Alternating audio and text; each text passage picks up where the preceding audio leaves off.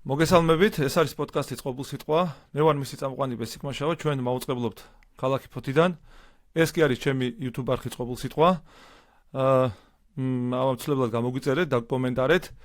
რაც შეეხება დონაციას, მის შესახებ ინფორმაციას იხილავთ აღწერაში და რა თქმა უნდა თქვენი მხარდაჭერა ჩვენთვის ძალიან მნიშვნელოვანია. ახლა კი ნება მიბოდე წარმოგიდგინოთ ჩემი დღევანდელი ეპიზოდის სტუმარი, თეოლოგი და პუბლიცისტი ბატონი გიორგი ტიგინაშვილი. მოგესალმები გიორგი, მადლობა რომ ხარ ჩვენთან ერთად დღეს და მადლობა რომ დაგიფრთხილე დრო.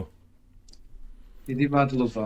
პირველ რიგში მინდა აღნიშნო რომ მოსალოცია თქვენი წამოწყება, რადგან ეს არის პირველი მერცხალის მაგვარი გაელვება ფოთის სივრცეში იმ ისტორიულ ძალიან მნიშვნელოვან რეგიონში, სადაც ცივილიზაცია, კულტურა, რელიგიური ცნობიერება, პატრიოტიზმი და ღირსება ყოველთვის მოწოდების სიმაღლეზე იყო და ეს ხალხურ სივრცეში ვლინდებოდა არქიტექტურაში, მათ შორის ეთნოგრაფიაში, ხალხის სადაწესებსა და ზნეჩვეულებებში და ხასიათებში, როგორც ასეთი, რომელიც თქვენს მოსახლეობას გააჩნია და მე ძალიან დიდი პატივისცემა მინდა გამოვხატო. ამავდროულად იმედები, რომ თქვენი წამოწყება ეს პოდკასტი იქნება აი ამ ღრუბუmilis კაცრი იზოლაციონიზმის და კონიუნქტურული ცენზურის პირობებში ერთ-ერთი ყველაზე მაფხიზლობელი, ობიექტური, საინტერესო, მიმზიდველი და რაც ყველაზე მთავარია, სიმართლის სადარაჯოზე მყოფი პლატფორმა, რომელიც თავისუფლებას, პატრიოტიზმს, ადამიანის უფლებებს, ქრისტიანულ ღირებულებებს, ეროვნულ კულტურულ ფასეულობებს წარმოაჩენს იმგვარად, როგორადაც ეს თავის თავში მოიცავს და არ იქნება ინტერპრეტირებული, მიკერძოებული, სუბიექტური აღქმით, რაც ხშირ შემთხვევაში ქართულ რეალობაში სახეზებობს. შევეცდებით. დიახ, და მინდა გისურვოთ წარმატებით. შევეცდებით, კი ყველა ეს მოთხოვნა, ასე თქვათ, ჩვენი შესაძლებლობების ფარგლებში დავაკმაყოფილოთ რა. ანუ ვიყოთ თავარია გულწრფელები რა, რაც ყველაზე მთავარია. მე მგონია, რომ ნებისმიერი კომუნიკაციის მთავარი საფუძველი არის გულწრფელება რა. თუ ხარ გულწრფელი და თუ ხარ ორიენტირებული რაღაცა ანუ კონკრეტული ტიპის სიმართლეზე, მაშინ მე მგონია, რომ ნებისმიერი ტიპის კომუნიკაცია, ასე თქვათ, წარმატებით განხორციელდება რა. მადლობა შენ ასეთი საინტერესო შეფასებისთვის. სამყაროში სადღეისოდ მასმედია, რომელიც მეინსტრიმულია და გარკვეული აზრით პოლიტიკურ მდგენელს ემსახურება ხშირ შემთხვევაში, ჩაანაცვლა უკვე პოდკასტების თანამედროვე კულტურამ, რადგან ეს არის ის სივრცე და ის განზომილება, სადაც ადამიანებს შეუძლიათ იყვნენ გულწრფელები, პირუთვნელად ყოველგვარი ცენზურის გულისხმობ, რა თქმა უნდა, არა ეთიკურ მხარეს, არამედ გულისხმობ იდეოლოგიური თვალსაზრისით სხვადასხვა დისკურს მსჯელობისას, იქნება, რა თქმა უნდა, პირუთვნელი, იქნება ძალიან გულახდილი და ამის გამოა, სწორედ რომ პოდკასტებს ძალიან მაღალი რეიტინგი აქვს მსოფლიოში. ჩვენ ვიცით, რომ რამდენიმე მილიონი პოდკასტი მოუწყებლობს მსოფლიოში და საკმაოდ დიდი წარმატებით და ეს ნიშნავს იმას, რომ ადამიანებს აქვთ ყურვილი მოისმინონ ობიექტური, გადამოწმებული, ღია, საჯარო და ხელმისაწვდომი ინფორმაცია კვალიფიციურად, კომპეტენტურად და ყოველგვარი შელამაზების გარეშე. აი ეს არის ყველაზე არსებითი. კი, თავარია, ხო, ანუ ამ სივრცეს აჩენს, კი, ეგ ანუ ცენზურისგან თავისუფალი სივრცე იხსნება. და აი ეს ვაკუუმი, რომელიც არსებობს, პრაქტიკულად დაიკავა უკვე ამ დახუთულობაში პოდკასტების თანამედროვე მონაპოვარმა და ამ კუთხით, რა თქმა უნდა, მე ვფიქრობ, რომ დიდი გამოწვევაა, დიდი პასუხისმგებლობა და ამავდროულად ძალიან საინტერესო მარათონი, როცა კი ადამიანი იწყებს ასეთ პროექტს და მინდა წარმატებები გისურვოთ. მადლობა თქვენ ასეთ საინტერესო ასეთ სურვილებისთვის რა.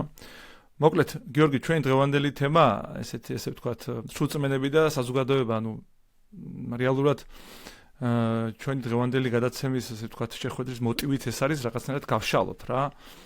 სრულწმენების, ასე ვთქვათ, ფეტიშიზმის, პიროვნების კულტივაციის საკითხების, ასე ვთქვათ, შინაარსი და ასე ვთქვათ, ეს ვაჩვენოთ პირველ რიგში, ასე ვთქვათ, რამდენად ჩვენი კომპეტენცია თეოლოგია, ასეთ თეოლოგიისა და ასეთ საღვთისმეტყველო გადმოსახედიდან რამდენად რელევანტურია რელიგიურ სივრცეში ამგვარი სრულწმენების გაჩენა და ასე ვთქვათ რელევანტურობის გარდა როგორ შეიძლება ასეთი პრობლემატიკის პრევენცია და მისი ასე ვთქვათ განკურნება, ასე ვთქვათ, ხო, იმიტომ მე ვფიქრობ ეს ერთი მხრივ არა მარტო სოციალურ რელიგიური პროცესია, ეს გარკვეული ტიპის სცენია, ცნობიერების სცენია, რომელიც ადამიანს და საზოგადოებას პერიოდულად აზიანებს, რა. და ამ კუთხით, ანუ შენი შეფასება, ანუ ზოგადად როგორ იქნება, როგორ მუშაობს ეს პროცესია, ასე ვთქვათ, საზოგადოებასა და კულტურაში. უნდა ითქვას, რომ თავად ელიტა, საეკლესიო, იერარქიისა და სამღვდელო დასისა პოზიციონირებს იმგვარად, რომ საკუთარი თავის იდენტიფიცირება სურს მოახდინოს ეკლესიასთან, როგორც ცნებასთან, როგორც რაობასთან, როგორც მისტიკურ სავსებასთან, როგორც სწავლამოძღვრებით უცდომელობასთან, როგორც სვეტთან და სიმტკიცესთან ჭეშმარიტების. იმიტომ რომ მათ რეალურად მათი საქმეები, მათი გადაწყვეტილებები, მათი რიტორიკა, მათი საქციელები ვერ მიუსადაგეს რა ქრისტიანული რწმენის მთავარ პრინციპებს და ამ თვალსაზრისით არიან ბანკროტები, იმისათვის, რათა ხელშეუხებლობის იმუნიტეტი და ალიbi შემოიქცოგონ და აკრძალონ და ტაბურირება მოახდინონ კრიტიკის, შეკითხვების და ინტერესების საზოგადოების მხრიდან და ფოკუსირება ასე ვთქვათ, არ იყოს მათ საქმეებზე და მათ გადაწყვეტილებებზე. ამიტომ საკუთარი თავი გააიგივეს ეკლესიასთან. ამით იმგვარი წარმოდგენა შექმნეს, რომ თუ ვინმე მაგალითად დაიწუნებს სასულიერო პირს ქმედებაში, საქციელში, თვისებებში, რიტორიკაში, ეს უნდა გაიგივდეს ავტომატურად ღვთისგმობასთან და მკრეხელობასთან. ამიტომ დააკომპლექსეს ადამიანები, დაზამრეს, შიში წარმოშეს. ეს სინამდვილეში არის შორსმიმავალი ზრახვა, ძალიან ძლიერი და მზაკვრული მიგნება უშუალოდ საეკლესიო ისტაბლიშმენტის მხრიდან, რომელსაც სურს რა, რომ იყოს ხელშეუხებელი და შეუვალი და კანონზე მაღლა მდგომი. აქ იგულისხმება არა მხოლოდ კონსტიტუცია და სამოქალაქო სამართალი, არამედ მათ შორის კანონიკური საეკლესიო განწესებაც, რომელიც ღვთისმსულიერია და წმინდა მამათა მიერ არის დადგენილი, ამაზე მაღლა სურთ რომ დადგენ. იმიტომ რომ ეს ტრიუმფალიზმი, ეს ძალაუფლებით ტკბობა, ეს ნარცისიზმი, ეს თვითგანდიდება და ემოციური манипуляция ამიდან ბოლომდე ამ ნარატივს ემსახურება, რომ თუ თქვენ უკმაყოფილო ხართ ჩვენით, ნიშნავს, რომ თქვენ მიდიხართ ღმერთის წინააღმდეგ. ამიტომ წითელი ხაზია გავლებული და შესაბამისად ადამიანები არიან რა დილეტანტები, გამოუცდელები, არ ყოფნით კვალიფიკაცია, კომპეტენცია, არ იცნობენ წმინდა წერილს, წმინდა მამათა პატრისტიკულ მემკვიდრეობას, საეკლესიო ტრადიციას და ზოგადად ეკლესიის მართვის ხელოვნებას, რადგან ამ თვალსაზრისით გამოცდილება მწირია. ჩვენ ვიცით, რომ პრაქტიკულად ბოლო საუკუნის მანძილზე შეიძლება ითქვას, რომ საბჭოთა ვერტიკალური მართლობის პრინციპი, როდესაც აბსოლუტი ერთმართველია, მაღალი იერარქია. ზუსტად აი ამგვარი სიუჟეტური ასე ვთქვათ გამოცდილებაა და შესაბამისად არ იციან ალტერნატივა რა არის. ანუ აი ამ პროფანირებული ფორმაციისა და წყობილების უკეთესი ვარიანტი რა არის? ამის შესახებ ინფორმაციას ჩვენი მრევლის სამწუხაროდ არ ფლობს. ამიტომ აქედან იბადება უკვე შემდგომ მითოლოგიზაცია, როგორც ინსტრუმენტი. დავაზუსტოთ ერთი რამ როგორც მართვის ერთი რამ დავაზუსტოთ, ანუ რეალურად ადმინისტრაციული მოვლენა გვაქვს, ადმინისტრაციული მოვლენა გვაქვს ჩვენ მაშინ, როცა ვსაუბრობთ საპატრიარქოზე, მენეჯმენტი გვაქვს ავტონომიური ეკლესიისა, ადგილობრივი ეკლესიისა, რა მნიშვნელობა და მეორე მხრივ გვაქვს გაცილებით განსხვავებული ცნება, ხო? ამიტომ საზოგადოებას უნდა განუმარტოთ, რომ როდესაც ჩვენ ვაკრიტიკებთ საპატრიარქოში არსებულ ადმინისტრაციას, მენეჯმენტს, ორგანიზაციულ ნაწილს, ანუ იმ კოლეგიას, ვინც იქ დროებით არის მანდატით, ასე ვთქვათ, უფლებამოსილი განახორციელოს საკუთარი საქმიანობა კანონიკურ დოგმატურ სწავლამოძღვრებით და ზნეობრივ ფარგლებში. თუ მათ ქმედებებს ჩვენ ხედავთ რა რომ არის წინააღმდეგობრივი აი ამ საეკლესიო ნამდვილობასთან და ავთენტიკურ სწავლა-მოძღვრებასთან და ამის ნიადაგზე ვცდილობთ საკრალიზებულ კრიტიკას და არა დესაკრალიზებულ განვიჟას. ეს რა თქმა უნდა არ არის კრეხელობა, ცოდვა და დანაშაული, ისევე როგორც მაგალითად თუ კი ვინმეს არ მოწონს პირობითად რესპუბლიკური საავადმყოფოს ან არამიანცის ან იაშულის საბავშვო კლინიკის მედპერსონალი, ეს იმთავითვე ჩაუთვალოთ ადამიანებს მედიცინის წინააღმდეგ წასვლად, რა თქმა უნდა, ეს იქნება აბსურდი და არამართებული საკითხის ამგვარად დასმა.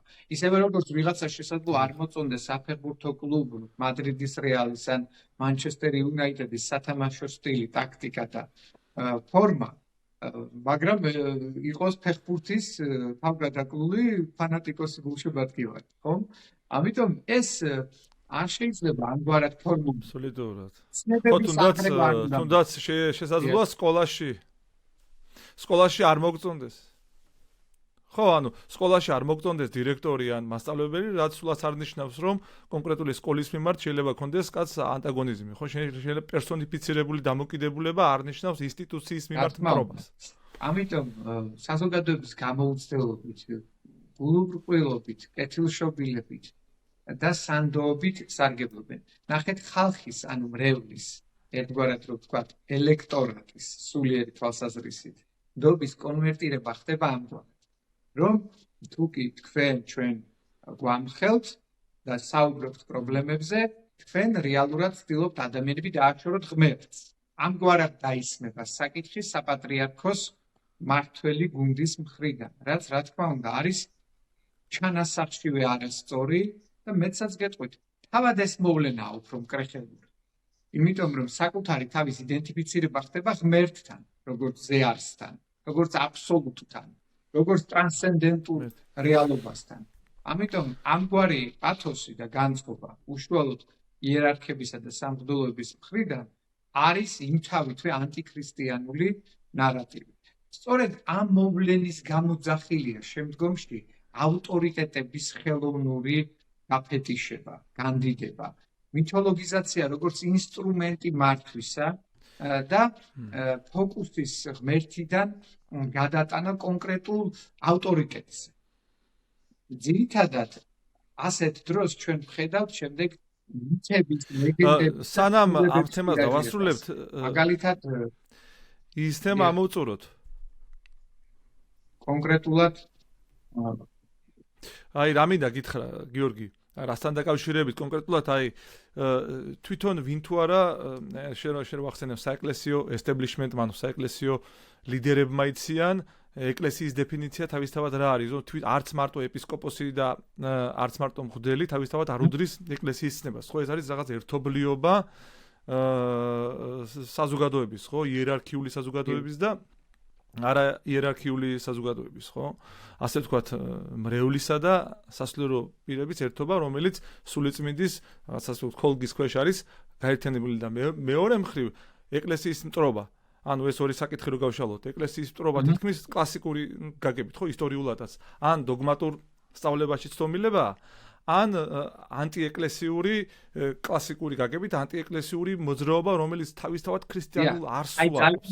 ხო, ანუ სულიწმინდას გმობს სხვაგვარად, ანუ ორ განზომილება შეიძლება დავინახოთ ჩვენ. დემაგოგია იქამდე მიდის, რომ ხშირ შემთხვევაში თანამედროვე ექსპერტებს, ანალიტიკოსებს და მიმოხილველებს, ვინც თეოლოგიური საკითხებით არის დაინტერესებული, იკვლევს, ეცნობა და მუდმივად ცდილობს, რომ ავთენტიკური ჭეშმარიტების ტირაჟირება მოახდინოს, ასეთი ადამიანების სეგრეგაცია და სტიგმატიზება ხდება შემდეგნაირად, რომ თითქოს და ისინი არიან ღმერთის მიმართ ამბოხებული, როგორც ბოლშევიკები იყვნენ. სინამდვილეში ეს იარლიყი არის ძალიან დიდი უსამართლობა და მე გეტყვით რატომ. ნახეთ, ბოლშევიკებს ჰქონდათ სამი ძირითადი ლოზუნგი. პირველი იყო ვანგრებთ ეკლესიებს და ვაშენებთ ცოდნის ტაძრებს, ძირს მუქთახორა მღვდლები გაუმარჯოს უღმერთო პროლეტარებს, რომელ მათგანს ვაჟღერებთ ჩვენ. ჩვენი კრიტიკა ყოველთვის საკრალიზებულია. ბოლშევიკები ცდილობდნენ სამღვდელოებაში საკუთარი აგენტურის ჩანერგვას. როდის იყო, რომ რომელიმე თეოლოგს და მიმომხილველს ამის სურვილი ჰქონოდა, რომ ეკლესიაში ყოფილიყო არა მართლზომიერი, ზნეობრივად მრუდე და ამორალური საზოგადოება წარმოდგენილი. პირიქით, შესაბამისად, ჩვენი კრიტიკა არ არის დესაკრალიზებული. როგორიც იყო მაგალითად ბოლშევიკების დროს და ბოლშევიკები არათუ უბრალოდ იდეურად უპირისპირდებოდნენ მათ. ფიზიკურად ანადგურებდნენ საეკლესიო ინფრასტრუქტურას, ხვრეტდნენ სამღვდელოებას, აკულაკებდნენ, ასახლებდნენ, ექსორიობისა და წნეხის და ზეწოლის ქვეშ ყავდათ, დევნიდნენ და ავიწროვებდნენ. რომელი მათგანი განგვიხორციელებია ჩვენ ამ ფიზიკურ სიბრტყეზე, ან ვერბალურად, არც ერთი. ამიტომ ყოველად დიდი უსამართლობა ასეთი პარალელის გავლება ბოლშევიკებთან, რომლებსაც ეგრეთ წოდებულ რუსულად რო ვთქვათ, ბეზბოჟნიკებს ან უღმერთოებს 1925 წელს მოსკოვში ჩამოაყალიბეს ასეთი საზოგადოება მებრძოლ უღმერთოთა კავშირი და იმავე პერიოდში საქართველოში გაიხსნა ასეთი საგაზეთო რედაქცია მებრძოლ უღმერთოთა კავშირისა. სილიბისტრო თორდია იყო მისი რედაქტორი და ძირითადად მათ ჰქონდათ უჯრედები, მათ შორის საქართველოს მთელ რეგიონებში და აი ამ სამი გზავნილით იფარგლებოდნენ, რომელიც მე უკვე საუბრისას ვახსენე და შესაბამისად ისინი პირდაპირ დეკლარირებულად, იდეოლოგიურად, სოფხედველობრივად და ცხოვრების წესით იყვნენ სრული ანტიპოდები ქრისტიანებისა. ჩვენ კი აბსოლუტურად 360 გრადუსით განსხვავებული მიმართება და პათოსი გვაქვს. ჩვენ ვეუბნებით, რომ აღასრულეთ ჯული, მაგრამ ნახეთ საქართველოს საპატრიარქო და საეკლესიო ელიტამ განა პრობლემების ელიმინაცია და აღმოფხვრა განიზრახა. არამედ პრობლემებზე მოსაუბრე ადამიანების განადგურება. ისინი ებრძვიან არა იმ დარღვევებს და იმ დაგროვილ უსწორმასწორო მდგომარეობას, რომელიც მათივე გამოისობით ეკლესიაში შეიქმნა. არამედ ებრძვიან და უპირისპირდებიან იმ ადამიანებს, ვინც ამის ლუსტრაციას ეწევს. ვინც კვალიფიციურად ცდილობს ამ საკითხების ირგვლივ საზოგადოებრივ სამსჯავროზე დისკუსიასა და მსჯელობას და მათთვის გამჭვირვალობა, ღიაობა და გახსნილობა, რაც ქრისტიანის უმთავრესი მოწოდებაა სხვათა შორის, რომ იყოს გულწრფელი, რადგან არ უნდა კონდეს მას რაიმე საიდუმლო, ხო? გარდა შვიდი საკრამენტოლოგიური საიდუმლოს, რომელიც ეკლესიაში არსებობს. და აი ეს განწყობა, როდესაც ჩვენ ხდება საზოგადოებაში, რა თქმა უნდა, ასეთ დროს ხდება სრული უპასუხისმგებლობა და ერთი კონკრეტული ერთის ირგვლივ გაერთიანება. ლიქვნელი და პირმოთნე ადამიანების გარემოცვაში, შემდეგ ნებისმიერი ლიდერი უკვე ზიანდება მორალურად, ფსიქიკურად და სულიერად, რადგან რეალობის შეგრძნებას კარგავს, მას არ გააჩნია არავითარი რეფლექსია, იხიბლება საკუთარი კულტით და ეს უკვე ლიდერსაც კი აკარგვინებს სინანულის შესაძლებლობას, რომ მან რევიზირება მოახდინოს საკუთარი ქმედებებისა და ბექგრაუნდისა და გამოიტანოს სწორი დასკვნები. იმიტომ რომ მაქებარ მეხოთბეთა გარემოში კრიტიკული აზროვნება და ობიექტური დასკვნები დახშული, რადგან შენ ყველასათვის უკვე ღმერთკაცი ხარ.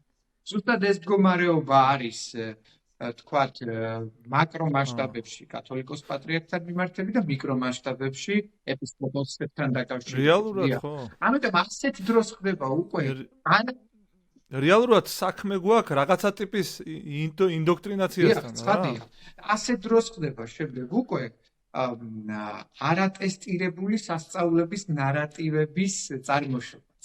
როდესაც სიზმრები, ხილვები, გამოცხადებები ხდება წარმოდგენილი როგორც რაღაცა ადამიანის ღვთაებრიობის გამსაზღვრელი ინსტრუმენტები.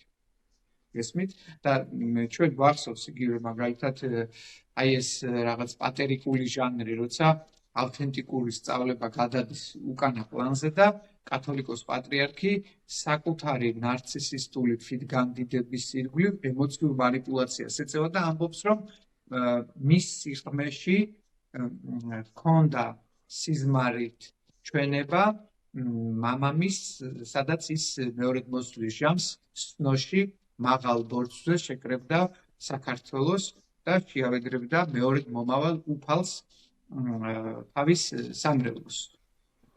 აი ეს მითიც დაიმსხვრა, იმიტომ რომ რეალობა რა თქმა უნდა აგერ სახეზე არ მაცხოვარი ჯერ არ მოსულა. მაგრამ ეგ რეალური ნარატივია, ხო, შენ ამბობ. ანუ ეგ რეალური ნარატივია, ხო? ანუ რეალურად განვითარებული ნარატივია რა, ფაქტობრივი, ისტორიული ამბავია ეს. ეს არ არის ინტერპრეტაცია. იმისთვის რომ ვიღაცას ეს არ არის ინტერპრეტაცია, ჩემი ვერსია და ვარაუდი, ეს არის ფაქტოლოგიური მტკიცებულება. აბად როგორც ცდილობდა რომ ამ საკითხის კულტივაცია მოეხდინა კათოლიკოს პატრიარქს საკუთარი თავის იდეალიზებისა და საკრალიზების მოტივით, როგორც უკვე შემდგომშიც გამოიკვეთა მოცემულობაში, რადგან ხედავთ რა რომ მეორედ მოსვლის სახელობის ნიშიც კი აღიმართა სნოს მთაზე, მაგრამ არც მეორედ მოსვლა მოხდა, არც კაცობრიობაში ავედრა ილია მეორემ იესო ქრისტეს და არც ესე იგი ეს წინასწარმეტყველება არ აღსრულდა, რომ თელიერი შეიკრიბებოდა ამაღლებულ ბორცვთან.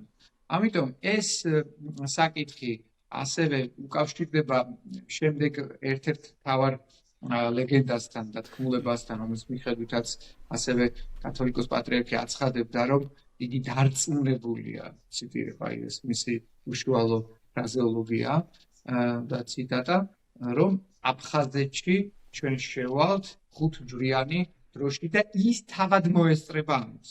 იგი ამგვარად აცხადებს.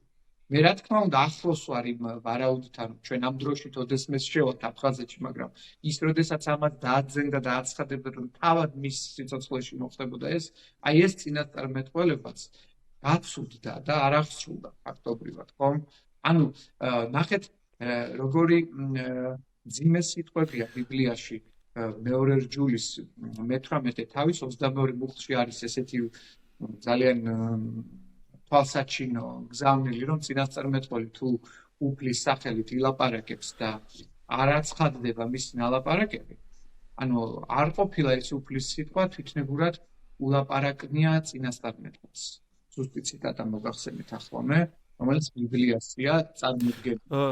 კი, გიორგი, მე რა მინდა გითხრა, ეხლა შენი ეს პოზიციები აშკარად რაღაც ანალოგიურ რეჟიმში ხო, როგორც ყოველთვის მტრულ ნარატივში გაიგება, ანუ მასმერე, რასაც ჩვენ მასმერე, როცა ამ ჩვენ ჩანაწერს დავუშვათ ამ ჩვენ პოდკასტ ადამიანები მოისმენენ და რეალურად შენი აზრით თუ არსებობს არგუმენტები შენს წინააღმდეგ იმისა, რომ შენ ეკლესიის მტერი ხარ?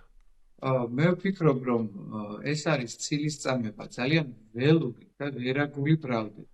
იმიტომ რომ არასდროს მომიტევეთ თუ კი ნებას მომცემთ, რადგან შეკითხვაში მდგომარეობს ასეთი მიმართება, ვისაუბრებ რა ძალიან მოკლედ საკუთარი განწყობების, სულისკვეთებისა და დამოკიდებულების შესახებ.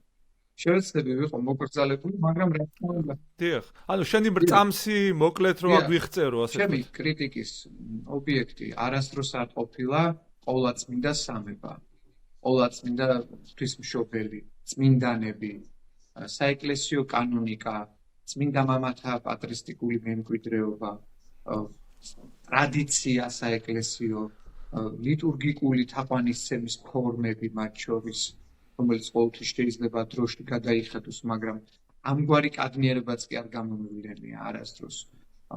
არც ერთ შემთხვევაში ეჭქვეშ არ დამიყენებია ეკლესიის როგორც ცნების სვეტობა და ჭეშმარიტების სიმტკიცება. არასდროს, როგორც ამას პავლე ამბობს, ხომ? ყოველთვის ვამბობდი, რომ პრიორიტეტი უნდა მივანიჭოთ ყველაზე მნიშვნელოვანს, პრიმა სკრიპტურას, ანუ წმინდა წერილს, რომელიც არის საფუძველთა საფუძველი ყველა სხვა დარგისა და დისციპლინის საეკლესიაში. და ვხედავთ რა, რომ ჩვენმა საზოგადოებამ, რეალმა, მათ შორის რაც არ უნდა პარადოქსული იყოს და უცნაური, სამღვდელოებამ და იერარქებმაც არიციან ინტელექტუალურად, სულიერად წმინდა წერილი.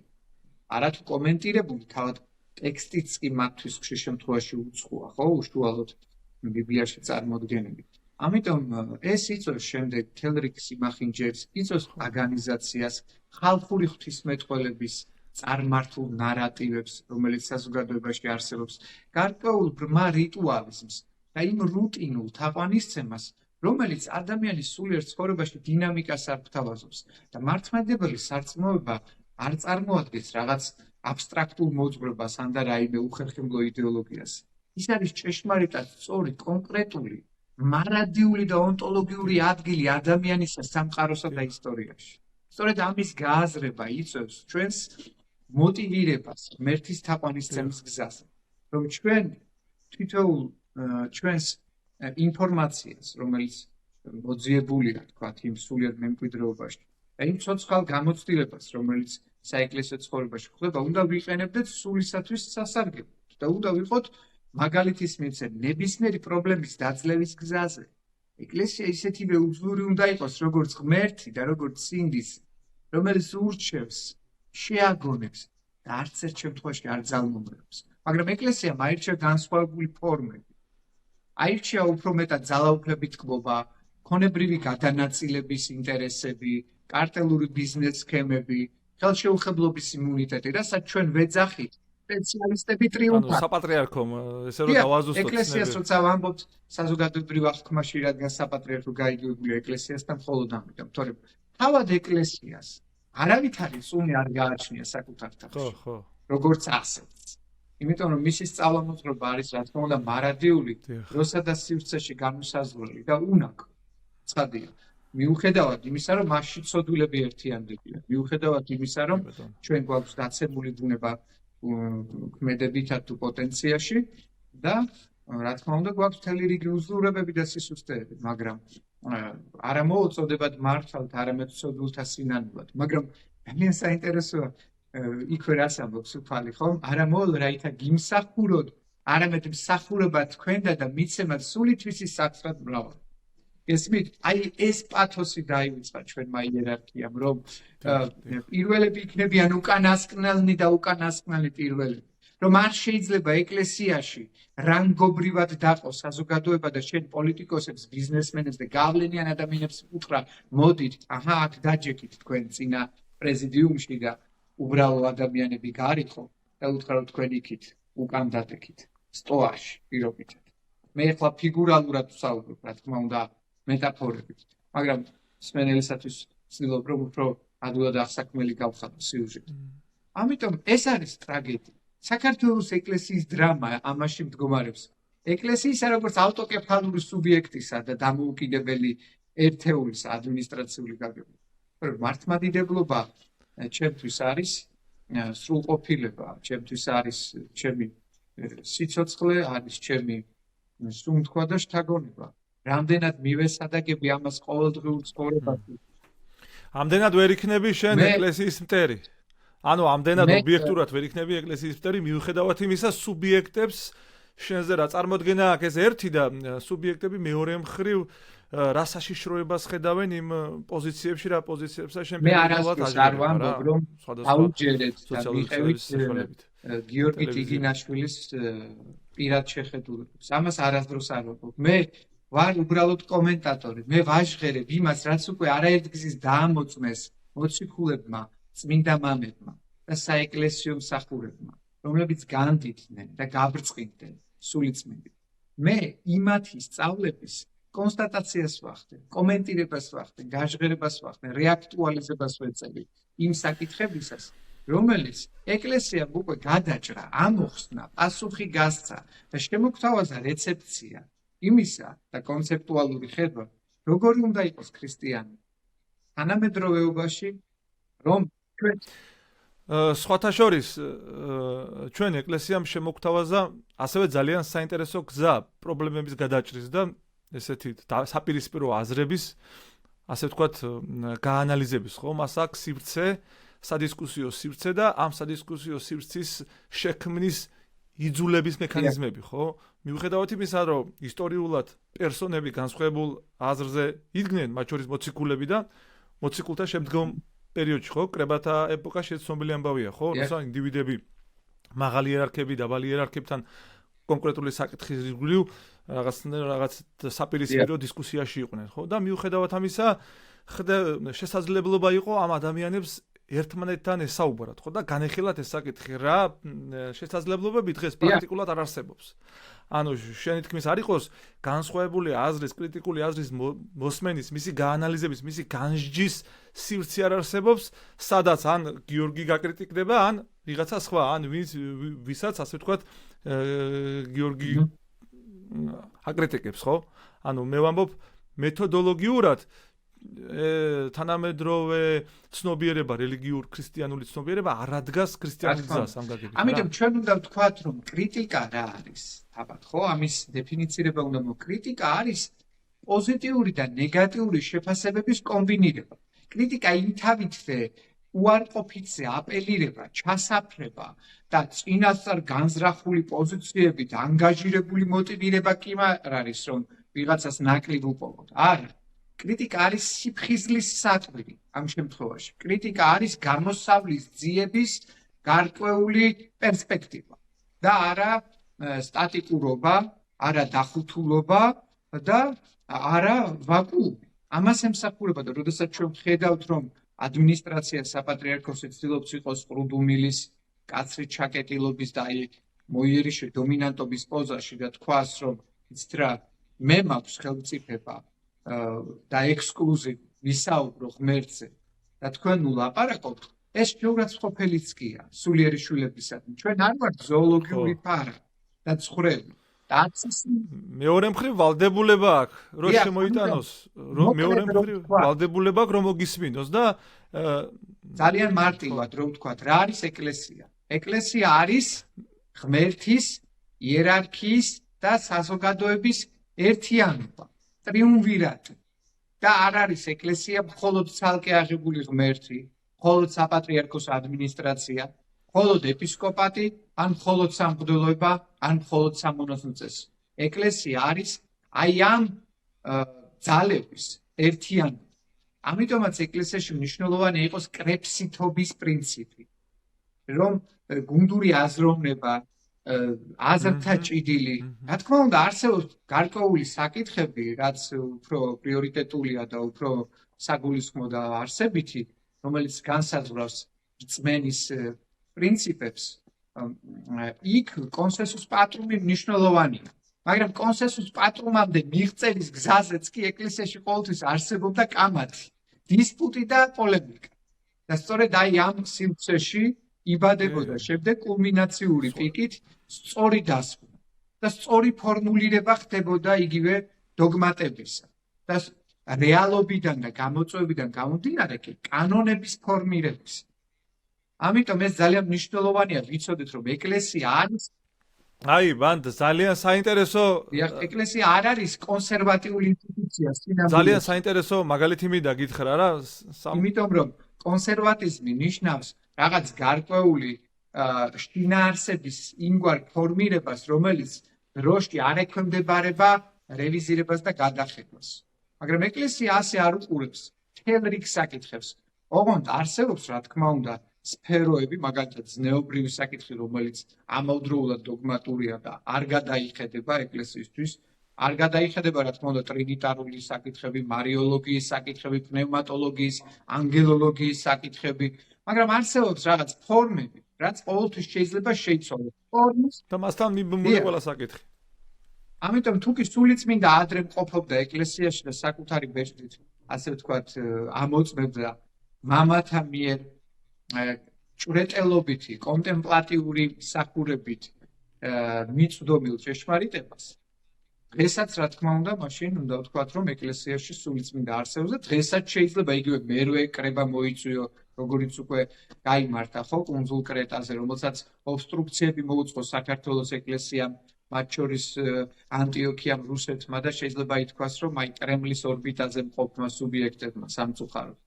და ეს შემთხვევით არ მიხსენებია, იმიტომ რომ საქართველოში არსებობდნენ მარგინალური. ანუ ისე მანდ წასვლას გიორგი ალტერნატივა არ ქონდა რა? მან წასვლას ალტერნატივა, ანუ მიუხედავად იმისა, ეთანხმები თუ არა რაღაც საკითხებს, წასვლა არის პრიორიტეტული, იმიტომ რომ იქ გამოხატო შენი პოზიცია რაღაცას ეთანხმები თუ რაღაცას არ ეთანხმები რა.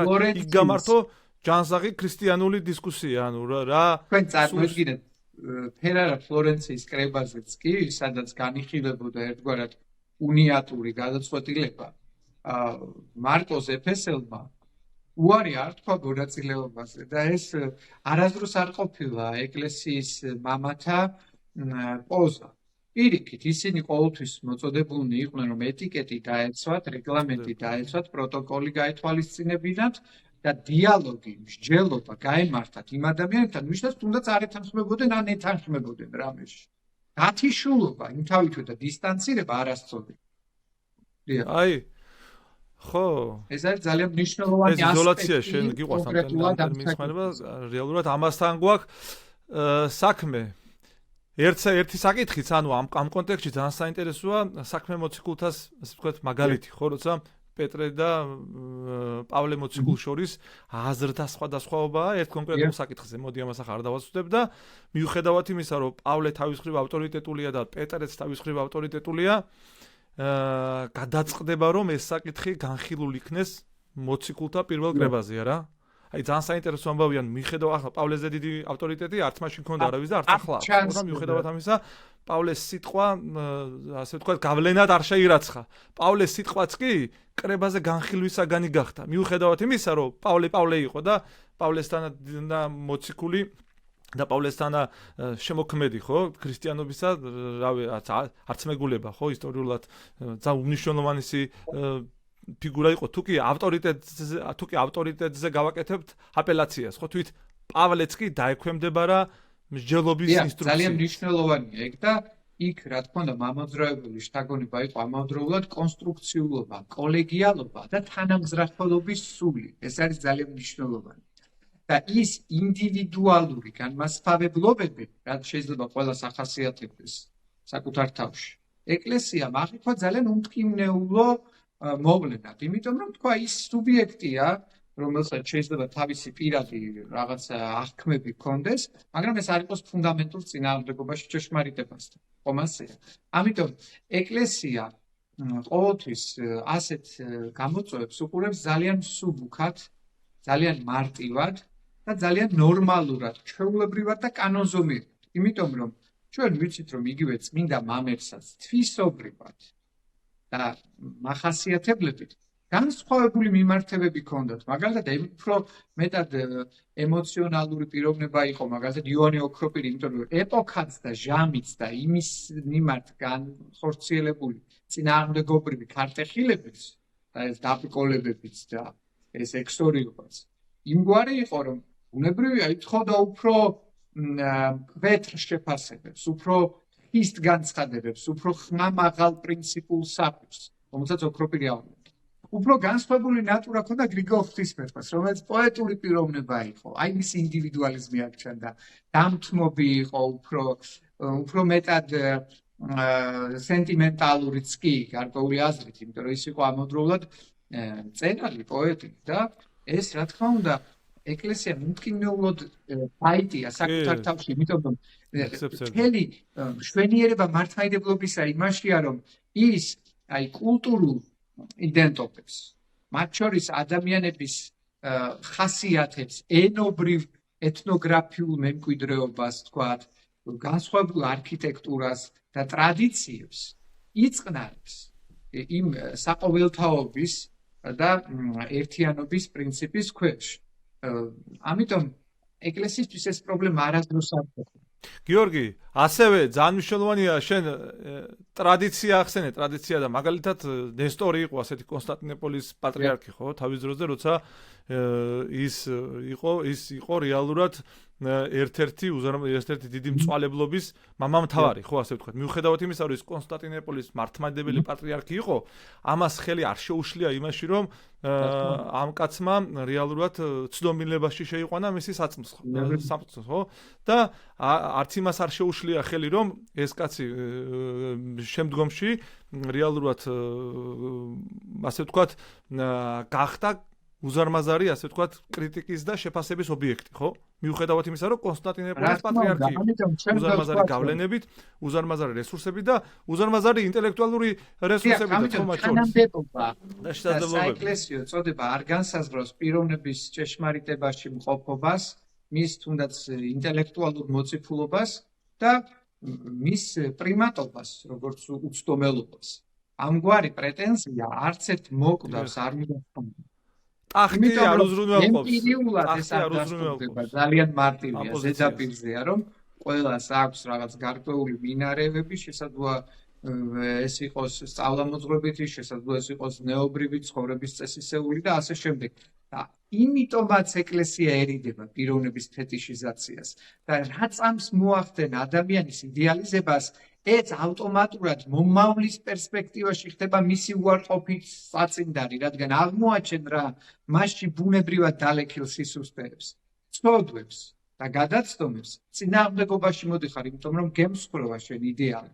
და ეს არის ყოველთვის ძალიან საშიში, ამიტომ ის საზოგადოება, ვინც ენკომიას, პიეტეტს, ხოტბას, კომპლიმენტებს და ქათინაურებს უძღვნის რელიგიურ ლიდერს, სინამდვილეში მისთვის ძირის გამომთხრელ საქმიანობას ეწევა. მისი მთავარი მადისკრედიტირებელი და დამსამარებელი არის მაქებარი. იმიტომ რომ ის არ აძლევს ასეთ პიროვნებას განხილვის საშუალებას, ობიექტური თვითშეფასების შესაძლებლობას, თვითგამორკვევის გზას, უღობავს და საფრთხის ქვეშ აყენებს მას მომავლის მოლოდინის განცდაში.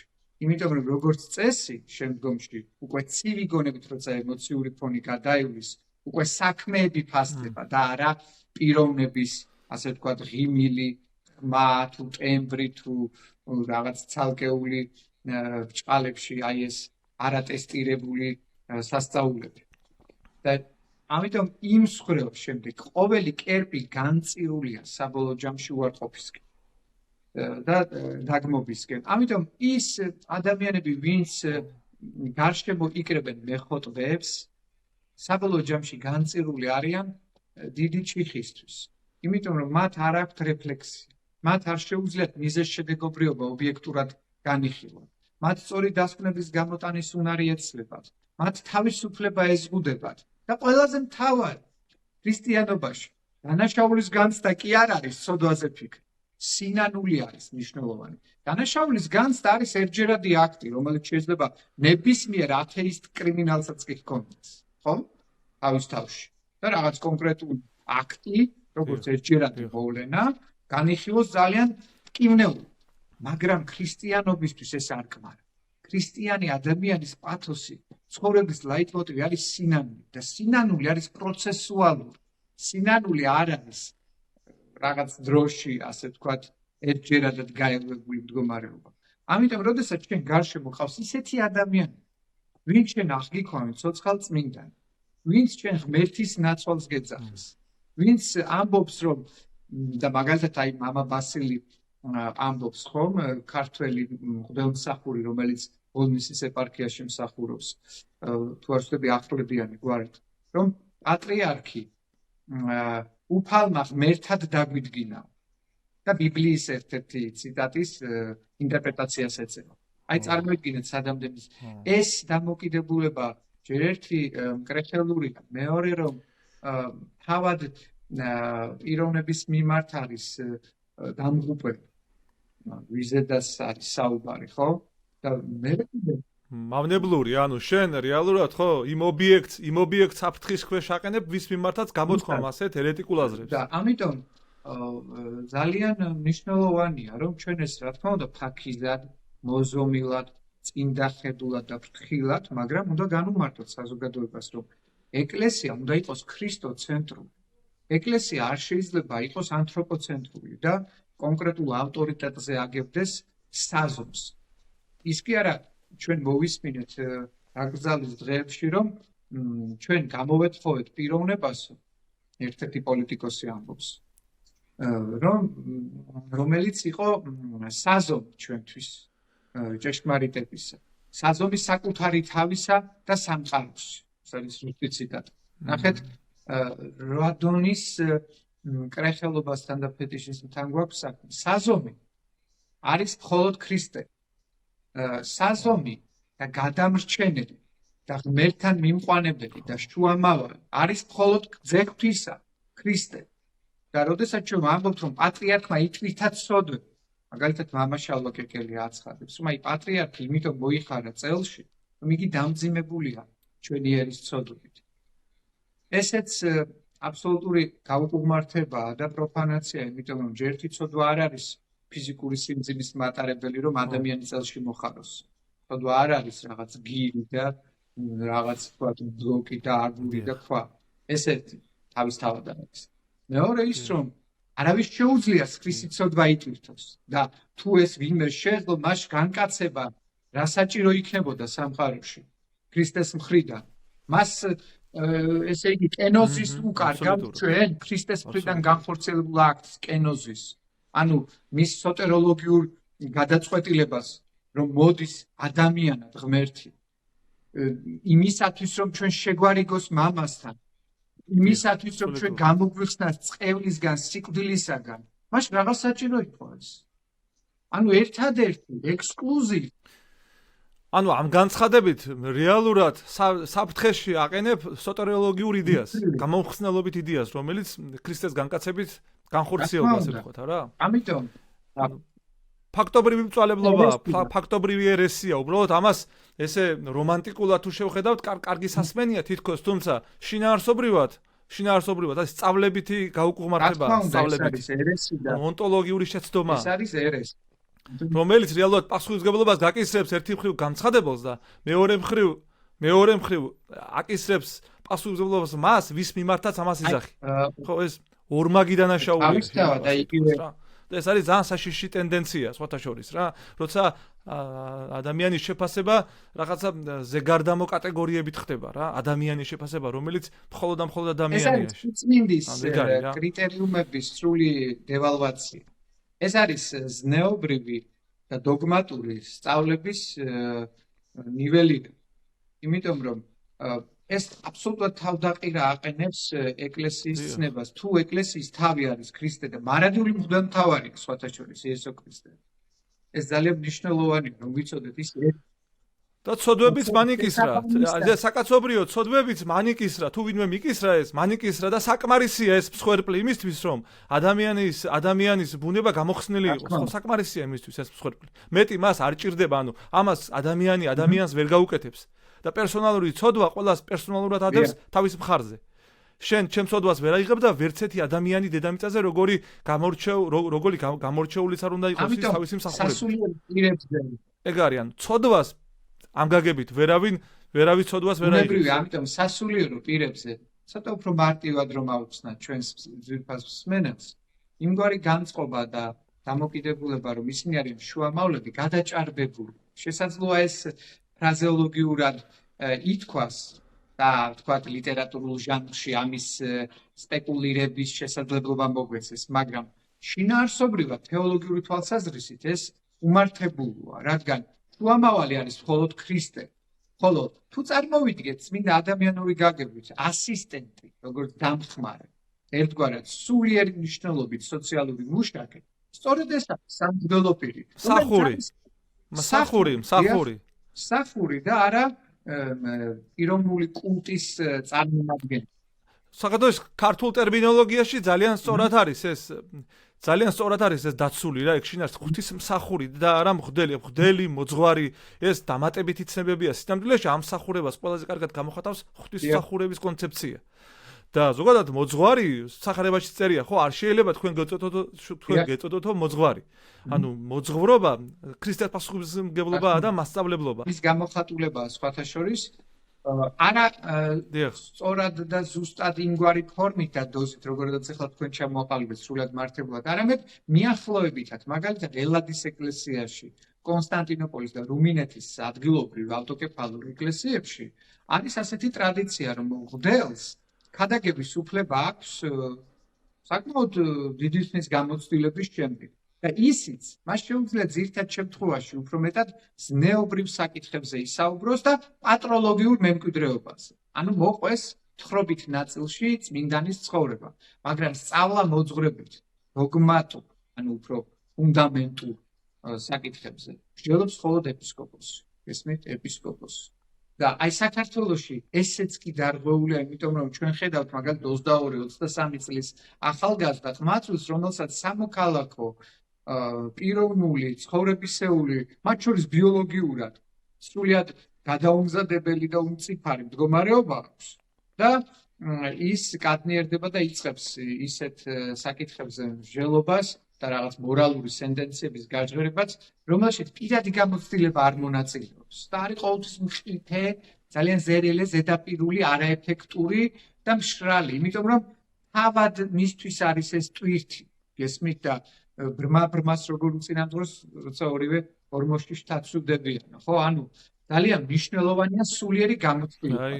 და მე შემთხვევით არ წარმოვიწყე ამაზე საუბარი, ჩვენ ხედავთ, რომ საპატრიარქო არჩევნები ახლოვდება და იქ რაღაცა სტანდარტები, პარამეტრები და კრიტერიუმები გააჟღერეს, თუ რას უნდა აკმაყოფილებდეს კანდიდატი, საპატრიარქო კანდიდატი, რომ თითქოს დიპლომი არის განსაზღვრელი ადამიანის სულიერი მოციქულობისა, თითქოს ზაგორსკის სასწავლებელი იქნებოდა თბილისის სასულიერო სემინარი აკადემია ანიჭებს ადამიანს ჭვრეტელობით უნარებს, თითქოს პროფეტულ შესაძლებლობებს, თითქოს რაღაცა მისტიკურ ზეკაცობის რაღაც პოტენციალს. ეს ყველაფერი რა თქმა უნდა არასერიოზულიც კი და ეკლესია არასდროს საკითხს ამ რაკურსით არ განიხილავდა, როცა კი ადამიანის გამორჩევა ხდებოდა, მღვდელმთავრად იქნებოდა ეს თუ პატრიარქად დადგინება.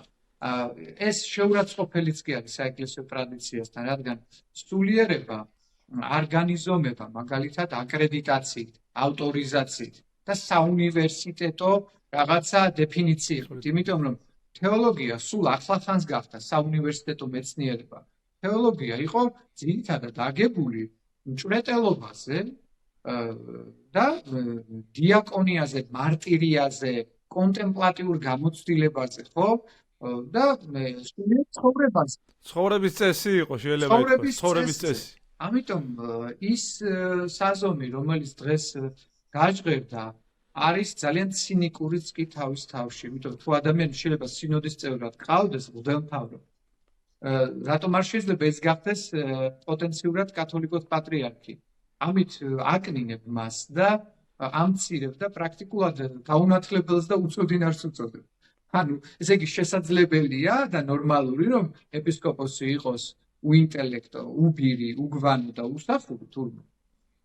თქვათ საგანმანათლებლო თვალსაზრისით, ხო?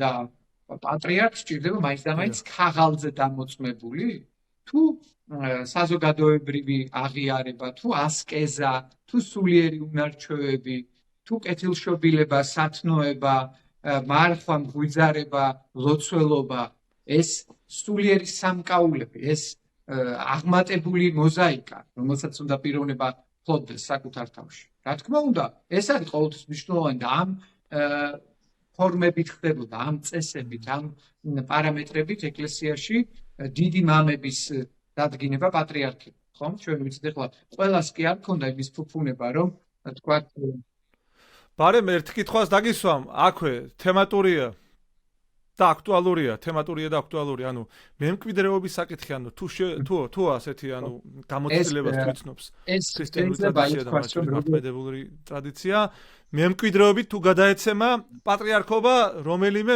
მისგან შეუძლია. უნდა ითქვას, რომ ვერც ერთი პიროვნება არა იმიტომ, რომ მის მიმართ ჩვენ კონფრონტაცია და ანტაგონიზმი გვაქვს. ზოგადად რომ ავიღოთ, ვერც ერთი პიროვნება ვერ უნდა კადნიერდებოდეს. დიახ, ხაზგასმით უნდა ვთქვათ ეს კი. ვერ უნდა კადნიერდებოდეს, რომ ან საკუთარ თავში დაუშვას, ან თავის ეპისკოპატში ამგვარი გაგება და წარმოდგენა კათოლიკოს პატრიარქის თანამდებობისა.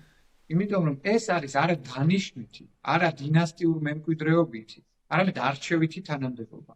და ასე იყო მოციქულთა დროიდანაც. მათ შორის ისინი, როდესაც ირჩევდნენ მისიონერულ მოგზაურობას, იქ ხდებოდა წილისყრა, ესმის ვინ ხუცესად დადგინდებოდა, ვინ ესე იგი ზედამხედველად სულიერი თემისა, ანუ დღევანდელი გაგებით ეპისკოპოსი. ამას, რა თქმა უნდა, სულ სხვა პარამეტრებით ახორციელებდნენ მოციქულობრივ ეპოქაში, მოციქულობრივ მამათა პერიოდში და შემდგომშიც. ამიტომ მემკვიდრეობითობა არის, რა თქმა უნდა, პროფანაცია, რადგან ეკლესია არის ძმათა შორის განხილვის, შეთანხმების და კანონიკური საფუძვლების პატივისცემის ერთობა ამ შემთხვევაში და არა ცალკეული სუბიექტის პირადი სიმპათია, ანტიპათიებისა და ახირებების სივრცე, გადაწყვეტილების მიღების გზაზე. ვინც არ უნდა იყოს ის, როგორი წმინდაც გამორჩეულიც არ უნდა იყოს. რა თქმა უნდა, შესაძლოა მის სიტყვას ჰქონდეს საზოგადოებრივი ძალა, ჰქონდეს პოლიტიკური ენერგია, მაგრამ ეს იმთავითვე გააიგივოს სულიწმინდისეულ განსაზღვრებასთან და ღვთისნებასთან. ეს არის ჩანასახშივე მკრეხელური. იმიტომ რომ არასდროს ეკლესიას ამგვარი პრინციპით არ იხემძღვანებია. და როცა კი იხემძღვანელა, მაგალითად რომაული კათოლიციზმის პირობებში, ეს იყო ბორჯიების დინასტიის პერიოდში. მაგალითად ისინი თვით კათოლიკე სამყაროშიც კი ანტიპაპებად არიან შერაცხული და სიაშიც კი არ იხსენიებიან გარდაცვლილი პაპების ჩამონათვალისა. იმდენად ნეგატიურად შეაფასა დრომ და ჟამმა ეს ადამიანები, რომლებთაც დაარღვეს ის მთავარი სულიერი და მოციქულობრივი წესები ადამიანის ტახტზე დადგინებისა. ამიტომ საქართველოში, როდესაც ხდება აი ავტორიტეტის ხარჯზე ამ საკითხის კულტივაცია, აქ უფრო გვაქვს დაინტერესებულ, მოტივირებულ ძალასთან, რომელიც ცდილობს, რომ ანტურაჟი გაიკეთოს. რა მაინტერესებს, გიორგი, კიდევ ერთი საკითხი რა, დეტალია, თუმცა მნიშვნელოვანია, ზოგადად ტრადიციულად, ხო, შენ ეს ახსენია, გაკვირით ახსენე და მინდა ეს წინა პლანზე გამოვიტანო. ანუ საზოგადოების ჩართულობა სასულიერო ლიდერების გამორჩევის პროცესში. ეს თავის დროზე რაღაც აპრობირებული პრაქტიკა იყო, ანუ კონსენსუსი დგებოდა საზოგადოებასთან ერთად იმასთან დაკავშირებით, ვინ უნდა ყოფილიყო ამ შემთხვევაში სულიერი ლიდერი, ხო, ეს გნებავთ დიაკონი, გნებავთ მღვდელი და გნებავთ ეპისკოპოსი, ხო, განსაკუთრებით საპატრიარქო ესე იგი გამორჩევის შემთხვევაში ეს კიდევ უფრო აქტუალურია, ხო, რაც ჩვენ შემთხვევაში ასე ვთქვათ გადაშენებულია. ანუ ნახეთ რომ იმიტომ დღეს ჩვენთან პრაქტიკულად ჭყალებში ტექნოკრატიული მმართველობა ეკლესიაში, ხო, ვითომ ანუ რაღაც არისტოკრატია, ელიტა გაბატონდა, რომელიც ჭყალებში ამბობ ამ სიტყვებს, ცხადი არაპირდაპირ დეფინიციით. რომელიც ამბობს, რომ მას აქვს მხოლოდ ექსკლუზივი, მას აქვს უფლება აირჩიოს ვიწროდ, კორპორატიულად, დახურულად, ყოველგვარი საზოგადოებრივი ინტერესის და დაკვეთის გარეშე და იმპერატიული გადაწყვეტილებები მიიღოს. ეს, რა თქმა უნდა, ეკლესიისთვის ძალიან უცხოა, იმიტომ რომ აუცილებელია საზოგადოებრივი რეპუტაცია, პიროვნული დახასიათება მისი რეკომენდაცია სამრევლოს მხრიდან, გარკვეული საინიციატივო ჯგუფის მიერ ინიცირება მისი პიროვნებისა და აუცილებელია ეს გარკვეული ბექგრაუნდი იყოს საჯარო და ღია ყველასათვის და კრიტერიუმები ცნობილი, თუ რა ნიშნით ხდება ადამიანის დადგინება, რომ არ მოხდეს იქ პროტექციონიზმი, ნეპოტიზმი, კორუფციული შეთანხმება. ამიტომ ეკლესიამ უნდა გადაიზღვიოს ასეთ დროს და ეს მეთოდი ჩადო კანონიკურმა სამართალმა თავის თავში, რა თქმა უნდა, იმიტომ რომ იყო რა ანუ ეს თავისთავად კავშირშია ამ კონკრეტული ინაუგურაციის პროცესთან, ასე ვთქვათ, ხო? როცა საზოგადოება ამტკიცებს მის ღირსებას. ანუ აქსიოს, ანუ ღირსია, გამოხატავს იმას, რომ საზოგადოებაშიც აქვს ლეგიტიმაცია ამ კონკრეტულ სასულიერო პირს, რა? ლეგიტიმაციის წყარო ასეთ დროს არის ხალხი. პირდაპირ მნიშვნელობით ხალხი. წყარო, როგორც ლეგიტიმატორი არის და სუვერენი არის ხალხი ამ შემთხვევაში. მაგრამ დღეს სიმბოლოდ იქცეს, სიმბოლოდ. როგორც შეუძლია დაიძახოს აქსიოს, ისე შეუძლია დაიძახოს ანაქსიოს და ახსნას რატომ არის წინააღმდეგი, ხო? ანუ მრევლმა და ეს უფლება დღეს დიახ. სხვა შორის ჯულის კანონი არეგულირებს ამ პროცესს. ეს არის მხოლოდ და ეს ანაქსიოსის დაძახილი შემთხვევაში შენ მოგეთხოვება პასუხი და უნდა ახსნა, ხო, რა კატეგორიების საფუძველზე არ ეთანხმები ამ კონკრეტული სასულიერო პირის დადგენას. ამიტომ გისმენს ეკლესია. ხო, ეს იმიტომ რომ ეკლესია არის კიდევ მეორე ძალიან გუნდური ინსტიტუცია, ხო? ანუ თავის თავში ის თანასწორობაზე აგებული, თანამზრახველობაზე, თანამშრომლობაზე, მეგობრობაზე, აზრთა ურთიერთ დაინტერესებაზე. და არც ერთ შემთხვევაში იქ არ არის ვიღაც უპირატესი და ვიღაც უმცირესი. არ არის ასეთი დამოკიდებულება. და როდესაც დღეს ამგვარი ფორმულირებით წარმოგვიდგენენ, რომ აი მაგალითად ანდრია ჯაღმაიძე დეკანოზმა საზოგადოებასთან ურთიერთობის სამსახურის ხელმძღვანელმა საპატრიარქოდან განაცხადა, რომ ესე იგი ჟურნალისტებმა და საზოგადოებამ თავი დაანებეთ წინასაარჩევნო პერიოდზე საუბარს, ეს თქვენი კომპეტენციის ფარგლებს ცირდება და არ არის ხალხის განსახილველი საკითხი. ეს ძალიან მტკივნეულია. ამის მოსმენა ძალიან ტრაგიკულია. ჯერ ერთი ის რომ ის თუ ამაში გულწრფელია, ალბათ მცდარიც არის. გულწრფელია, რა თქმა უნდა, ეს კიდევ ცალკე სიმახინჯეა, რომ ის ვერ ფლობს სწორად სარწმუნოების პრინციპებს, მეორე თუ კი ის ამას ამბობს შეფარვით, რა თქმა უნდა, ამაშიც ორმაგი მზაკრობაა, იმიტომ რომ მან შესანიშნავად უნდა იცოდეს, როგორც მღვდელმარო ეკლესია ასე არასდროს იმართებოდა, არასდროს მსხემობდა და არსებობდა სამყაროში. და ეს არის მავნებლობა, ჩვეულებრივ, ეს არის გარკვეული აზრით საზოგადოების გარიყვა, საზოგადოების იგნორირება, დაუფასებლობა და ზუსტად ტრიუმფალიზმი, ზუსტად ელიტიზმი, რაზედაც წერნოსაუბრით, ამას ქვია პლუტოკრატია პოლიტიკაში, ხო, როდესაც რაღაცა გაბატონებული კასტა არის უფლებებში და საზოგადოება არის სრულად უუფლო. ზუსტად ეს არის, ანუ წარმოდგენილი საეკლესიო სივრცეში, სამწუხაროდ არა და უნდა ხდებოდეს ხალხის გამოკითხვა, მოსმენა, იმიტომაც გაფართოებული კრება, ეს ფიქტიური და ფორმალური მოვლენა კი არა, ყოველთვის წამოიჭრებოდა მსგავსი დისპუტი, თუ კი ვინმეს ჰქონდა რაიმე სამხილი, რაიმე მტკიცებულება წინააღმდეგობრივი კუთხით, უნდა დაედასტურებინა, თუ კი ბრალდებული იყო რჩეული კანდიდატი, რაიმე საკითხში მას პირადი აპოლოგია უნდა გაეწია, თუ კი ვინმე მოწონებული იყო, მისი საქმეები უნდა ყოფილიყო მკაფიო, ცხადი და ყველასათვის თვალსახილველი, თუ რის გამო მოიმუშაკა მან ასეთი პატივი და რატომ დაიმსახურა ტახტზე აყვანება. ესმით, ეს აბსოლუტურად თავისუფალი დისკუსიის საგანი იყო და არასდროს საკითხი ისეა, როცა კი დასრულდა ერთიც გიორგი, ერთი მნიშვნელოვანი საკითხი, ანუ რაც შეეხება საზოგადოების ჩართულობას, ახლა საზოგადოების ჩართულობის ალტერნატიული ფორმები არსებობს დღეს და მე მაინტერესებს, ანუ სულ მაინტერესებდა ეს საკითხი, რატომ არის მუდმივად სინოდალური სხდომები დახურული და რატომ არ არის ის ონლაინ რეჟიმში, ხო, რატომ არ უნდა ვიცნობდეთ ჩვენ ამა თუ იმ ეპისკოპოსის ინტელექტუალურ რესურსს და მათ შორის განხილული საკითხების მნიშვნელობას, ხო, რატომ არ უნდა იყოს ის ღია და გამჭვირვალე, ხო, ამ კუთხით, რატომ არ უნდა გადაიცემოდეს მუდმივად ოფიციალურ რეჟიმში ნებისმიერი სინოდალური სხდომა და სინოდალური დისკუსია სატელევიზიო სივრცეში, ხო, იმისთვის რომ ადამიანებს კონდეთ აღქმა იმისა, ვინ ემსახურება მათ და ვის ემსახურებიან მეორე მხრივ ისინი, ხო? და ასეთი განცდის გარეშე რეალურად შენი არ იყოს გააჩნდება უზარმაზარი კედელი, ხო, საზოგადოებასა და ამ შემთხვევაში საპატრიარქოს, ანუ ეკლესიის წარმომადგენლებს შორის, რომელი კედელი სინამდვილეში ურთიერთობებს გააცივებს და მეორე მხრივ არათუ ურთიერთობებს გააცივებს მისიონერული მსახურება ჩაკვდება პერიოდულად, ხო? რა კონკრეტულ შედეგებსაც ჩვენ ალბათ დღეს ვიმკით, ხო? ეგ არის ძალიან ჩართულობის მომენტი, მე ვფიქრობ, უნდა იყოს, ასე ვთქვათ, მაქსიმალურად მაღალ დონეზე, ხო? ხარისხობრივად და ღიაობი და გამჭვირვალობის ნაწილში თუ კი დაუშვათ პოლიტიკური ინსტიტუტები აშუქებენ დაუშვათ პოლიტიკურ პროცესებს, ხო? მაგალითად პარლამენტში შუქდება პლენარული სხდომა, კომიტეტების სხდომა და ასე შემდეგ. რამდენად უფრო აღმატებულია სულიერი მსახურება, პოლიტიკურ მსახურებას, ხო? იმდენად გამჭვირვალე უნდა იყოს, ესე იგი, სულიერი დისკუსიები, ასე ვთქვათ, საზოგადოებისთვის. რა თქმა უნდა, ამიტომ ეკლესიის და ტრადიციას ეს არის.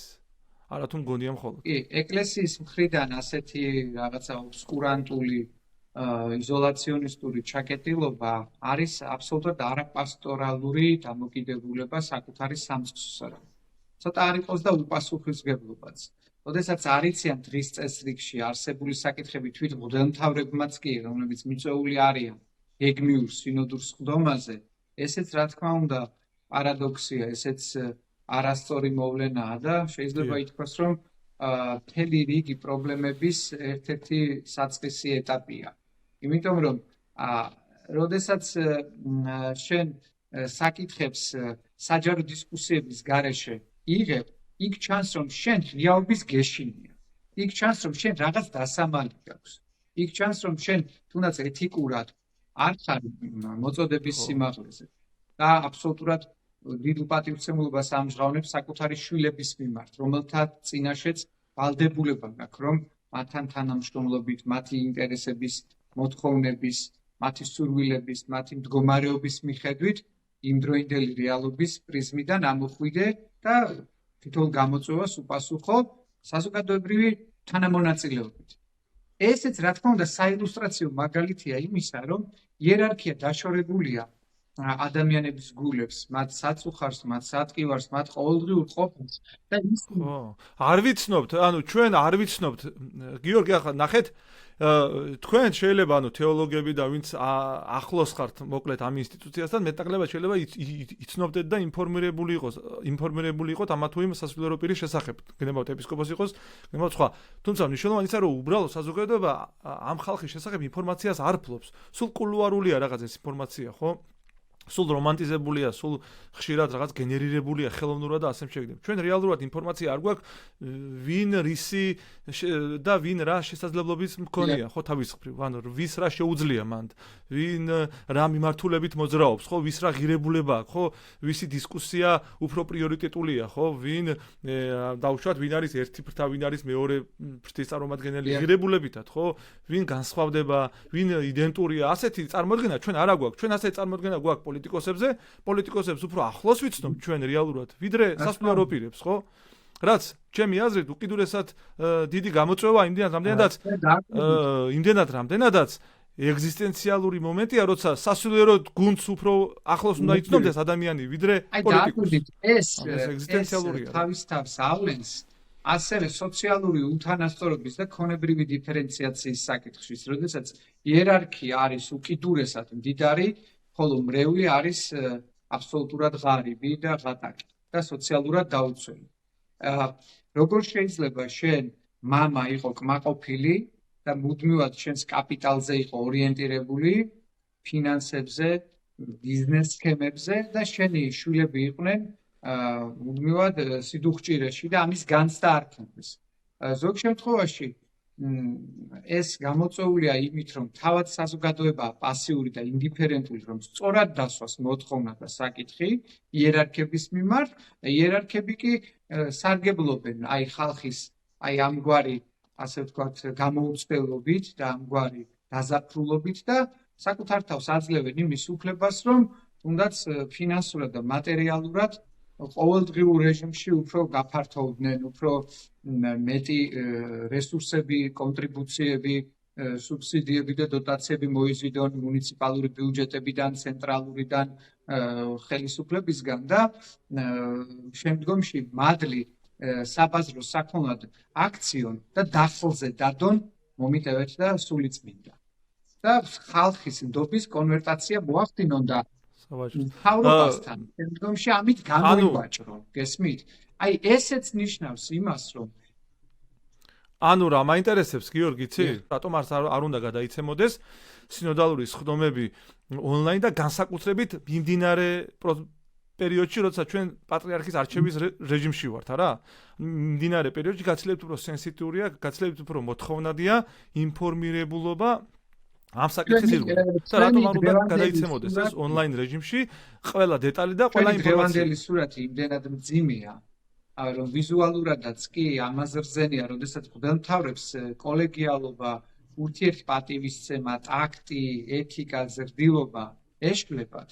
და სავარაუდოდ ერთ-ერთი მიზეზი დახურულობის არის ესეც, რომ მათ არ შეუძლიათ რეგლამენტის პატივისცემა, მათ არ შეუძლიათ აკადემიური ორგანიზებულობა, მათ არ შეუძლიათ კონსტრუქციული დიალოგი და მსჯელობა, მათ არ შეუძლიათ ფსიქოლოგიური გაწონასწორებულობა ურთიერთმიმართების გზაზე და შესაბამისად ის აურზაური ალიაქროთი და ის ასე ვთქვათ ცხარე უპატივცემულობა, რომელიც სესიებზე ფიქსირდება ხოლმე, როგორც ჩანს, მათ არ აძლევს იმის შესაძლებლობას, რომ ეს ყველაფერი ღია გახადონ და გამჭვირვალე, რადგან იქ არის აბსოლუტური განუკითხაობა ამ თვალსაზრისით. საკუთარი თავის რცხვენიათ, შეიძლება ასე ითქვას. საკუთარი თავის რცხვენიათ. ისინი, როდესაც მთელ რიგ საკითხებზე საუბრობენ, არ იფარგლებიან სულიერი კონოტაციებით, არ იფარგლებიან კანონიკური სამართლის იურიდიული ნორმების ინიცირებით, არ იფარგლებიან საეკლესიო ტრადიციის გადააზრებით, წმინდა წერილისეული სულისკვეთები და ეს, რა თქმა უნდა, ძალიან თვალსაჩინო ხდება და მათთვის ეს იქნება თქვენ წარმოიდგინეთ და შავი პიარი. იმიტომ რომ თვით ლუსტრაციას ისინი ვერ მოახდენენ, ხო? არ უნდა დაკარგონ ის ძალაუფლება, არ უნდა დაკარგონ ის პატივი და დიდება, რომელიც აქვს მინიმუმ სტატუს-კვოს შენარჩუნებას ებღაუჭებიან ამ მოცემულობაში და რა თქმა უნდა არ აწყობთ, რომ საზოგადოებამ ისინი დაინახოს საქმესთან მიმართებით როგორი უპასუხისმგებლოები არიან.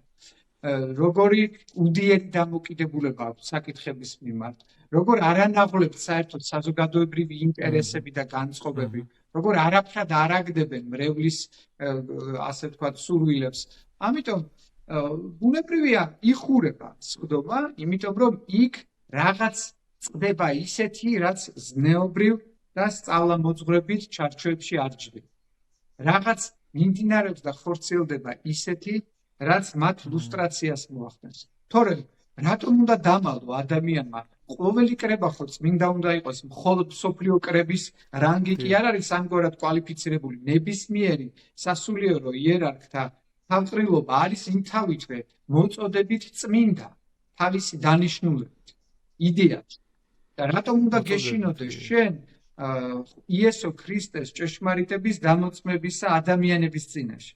პირიქით, ეკლესია უნდა ცდილობდეს, რომ პირდაპირ ტრანსლაცია გადაიცემოდეს სხდომების, ამით აჩვენოს თავისი პატივისცემა მრევლის მიმართ, თავისი კეთილგანწყობა, თავისი სიყვარული, თავისი თანამდებობრივი უფლებამოსილების კეთილად გამოყენება, რაც გულისხმობს ადამიანებთან ერთად გარკვეულ გამოწვევაზე პასუხის სამზადis. და ამაში ყველანი უნდა მონაწილეობდეს. მაგრამ მათ ჩათვალეს, რომ ის არის პრივილეგირებული კასტა, რომელსაც აქვს მთელი რიგი იმუნიტეტი, ხელშეუხებლობისა და შეუვალობისა. ისინი დგანან საეკლესიო სწავლებაზე მაღლა. ასე პოზიციონირებენ. ოღონდ დირიბად, არა პირდაპირ შეიძლება, არა თქვათ ვერბალურად ამგვარი ფორმულირებით, მაგრამ თვისობრივად ეს ასეთ ხასიათს ატარებს სამწუხაროდ. ამას ემსახურება ის, რომ ყოველი სესია ჩვენს უახლოეს ისტორიაში ყოველთვის დახურული იყო. და შემდგომში რა მსჯელობაც მიმდინარეობდა თავად სხდომებზე, ოქმებში აბსოლუტურად განსხვავებული სიუჟეტის ასვა ხდებოდა სამდივნოს პირადი განწყობებიდან გამომდინარე. თავად მღვდელმთავრებიც კი არიყვნენ ზოგ შემთხვევაში საქმის კურსში რაღაც ფარულ ხელს იქ მისტიკურ ჭალებში გავლენის აგენტებს თუ რა მოტივები და სურვილები ამოძრავებენ. ამიტომ ეს სტრუქტურულად საჭიროებს ეკლესია რეორგანიზებას, ან რესტრუქტურიზაციას.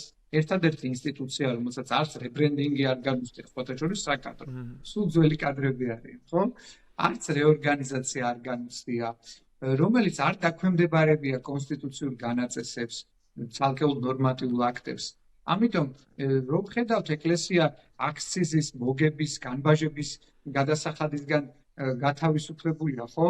რეგეგესგან და ეკლესიის ეკიპით შემოტანილი პროდუქცია არ კონტროლდება პრაქტიკულად, მასთან აფილირებულია 45 კომერციული ორგანიზაცია და მთელი რიგი ბიზნეს სექტორის წარმომადგენლობა, რომლებიც ფულის არალეგალურისას ლეგალურ სტატუსში გადაყვანებას, ანუ გათეთრებას ცდილობენ და მოაქვთ აბსოლუტურად არაპროფილური ტიპის ნაწარმი საზღვარგარეთთან ეკლესიის ბალანსზე. იმიტომ რომ გადასახადებს დაემალონ. როდესაც ასეთი მოცემულობა გვაქვს ჩვენ, როდესაც საპატრიარქოს ინსტიტუცია არის ყველაზე დიდარი დაწესებულება. ამ წუთას შენი აღწერილი პროცესი, გიორგი, უფრო შავი ბაზრის ლეგალიზაციას ნიშნავს, ვიდრე დაუშვათ მართლმადიდებლობის მხარდაჭერას, ხო, ეს ინსტიტუციის სახელით შავი ბაზრის ლეგალიზაციის მცდელობა, ვიდრე ქრისტიანობის დაცვა ან მისი მხარდაჭერა, ხო, როგორც ეს გავრცელებულია ჩვენთან საქართველოში და არ ფიქრობ, რომ საშიში ტენდენციებია ეს თავისი არსით? რა თქმა უნდა, ეს ბღალავს და დისკრედიტაციას უწევს რეალურად ეკლესიის იდეას, მისი მსხემობის, მისი მისიოლოგიის, დანიშნულების და ფუნქციის სრული პროფანირება ხდება. ამგვარი დამოკიდებულებით ვითომ და ერთი მხრივ ეს პიეტეტს, პატივისცემას, ხელშეწყობას, ჰუმანურ აქტს მოიცავს ხელისუფლების მხრიდან, მაგრამ სინამდვილეში ეკლესიის ბუნებისათვის დამაზიანებელია თვისობრივად. ასეთი დამოკიდებულება, რადგან ჩვენ რა თქმა უნდა ვემხრობით იმას, რომ შესაძლოა ეკლესიას ჰქონდეს გარკვეული ტიპის შეღავათები, რადგან ის თქვათ სოციალური დოქტრინით გარკვეული ტიპის საქველმოქმედო საქმიანობასაც ეწეოდეს, ამავდროულად საგანმანათლებლო სფეროშიც ჰქონდეს თავისი წილი წვლილი სასიკეთო აღმშენებლობის გზაზე, მაგრამ მეორე მხრივ, რა თქმა უნდა, აბსოლუტური გათავისუფლება გადასახადებისგან დანაშაულია, რადგან არ შეიძლება ვინმე სახელმწიფოში კონსტიტუციაზე და ნორმატიულ აქტებზე პარლამენტის მიერ დადგენილ კანონმდებლობაზე მაღლა იტყვის. ეს საბოლოო ჯამში ეკლესიის ონტოლოგიური ბუნებისთვის არის ძალიან საზიანო. თავად ეკლესია უნდა ცდილობდეს, რომ ასეთი დამოკიდებულება მოიგერიოს და მიაღწიოს მაგალითი ყველას კანონის უზენაესობის მიმართ კეთილგანწყობისა და პატივისცემისა. არ უნდა იყოს შერჩევითი მიდგომა არც ერთი ინსტიტუციის მიმართ და არც ერთ პერიოდში ეკლესიას არ ჰქონია სწავლა მოძღვრებითად ამგვარი დამოკიდებულება მონარქისტული თუ საპარლამენტო თუ საპრეზიდენტო მმართველობების პერიოდში ხელისუფალთა მიმართებით. ფატალურ შედეგებზე როცა საუბრობ, კონკრეტული რაღაც ესეთი ნეგატიური მომენტები ჩვენი საპატრიარქოს ადმინისტრაციის პირობებშიც კი დაინახება, ხო? ანუ ეს ხელშესახებია შეუარღებელი თვალისთვისაც კი ხშირად არა? ანუ ძალაუფლებისკენ ტოლვა და ძალაუფლების კონცენტრაცია, ასე ვთქვათ, ერთ ხელში. დიახ, ამიტომ ეკლესიამ არ უნდა დაივიწყოს, რომ ნებისმიერ ეპოქაში, როგორი გამოწვევის, როგორი წყობილების, როგორი პოლიტიკური ფორმაციის თუ იდეოლოგიური ტრენდის გარშემოც არ უნდა ცხოვრობდეს და როგორც წიაღშიც, მას უნდა ქონდეს თავისი პირველადი მისია, რომ მან უნდა დაამოწმოს ჭეშმარიტება პირუთვნელად, მას არ უნდა ქონდეს ამქვეყნიური ბერკეტები, საცეცები და საშუალებები პოლიტიკურ ისტაბლიშმენტთან მიმართებით, იმისათვის, რომ საკუთარი საქმიანობა სრულყოს და წარმატებით განახორციელოს, რადგან ეს არც მაცხოვარს, არც მოციქულებს, არც მოციქულებრივ მამათა ეპოქაში, არც მოწამეებს, არც აღმსარებლებს, არც მღვდელმთავრებს, დიდ მართლმადიდებლობის ბურჯებს არსად არ დაუწესებიათ, არ გაუჟღერებიათ, არ მოუთხოვიათ. ასეთი დამოკიდებულება, როცა კი იყო ცალკეული რეციდივების შემთხვევა, ყოველთვის ფატალურად და მძიმედ მთავრდებოდა ეს თავად ეკლესიისთვის. ამიტომ, როდესაც ჩვენ ვამბობთ, რომ აუცილებელია ღიაობა, გამჭვირვალობა და დაბევრა თუნდაც ეკლესიისა ამ კონტექსტში ფინანსური და ეკონომიკური საქმიანობის გზაზე, ჩვენ ამით ვიცავთ ეკლესიას იმ მოსალოდნელი გარდაუვალი საფრთხებისაგან, რომელიც გვერდითი მოვლენების სახით ამ პროცესს ახასიათებს. ჩვენი мотиваცია ამ შემთხვევაში ეს არის ეკლესიის ღირსების უსაფრთხოება, მისი პატივის დაცვა და მისი სულიერი მისიის აღსრულება პირნათლად. ყოველგვარი ზემდგომი, ასე ვთქვათ, ხელშემწყობი გარემოებების მიუხედავად. ამიტომ ჩვენ უნდა გავაცნობიეროთ, რომ პასუხისმგებლობა ამ დროს ეკისრება არა მხოლოდ იერარქიას, რომელიც მოწადინებულია თავისი საქმიანობა დამატებითი ხელშემწყობი ატრიბუტებით განახორციელოს, არამედ თავად მრევლის და თავად ხელისუფალიც უნდა იყოს ამ საკითხის მიმართ ობიექტური და უნდა გაითვალისწინოს თუ რა არის მიზანშეწონილი ამ შემთხვევაში სახელმწიფოსთვის ცალკე და ეკლესიისთვის ცალკე. ეს ურთიერთდისტანცირება და გამიჯნულობა საბოლოო ჯამში ორივე ინსტიტუციას, როგორც სასულიეროს ისე საეროს, ეხმარება იმისათვის, რომ თავისი მოწოდება, თავისი პროფილური დანიშნულება განახორციელოს თვალსაჩინო სივრცეში უვნებლად, ისე რომ არავინ დააზიანოს, ისე რომ თავად იყოს მაგალითი კანონის მიმართ პატივისცემის.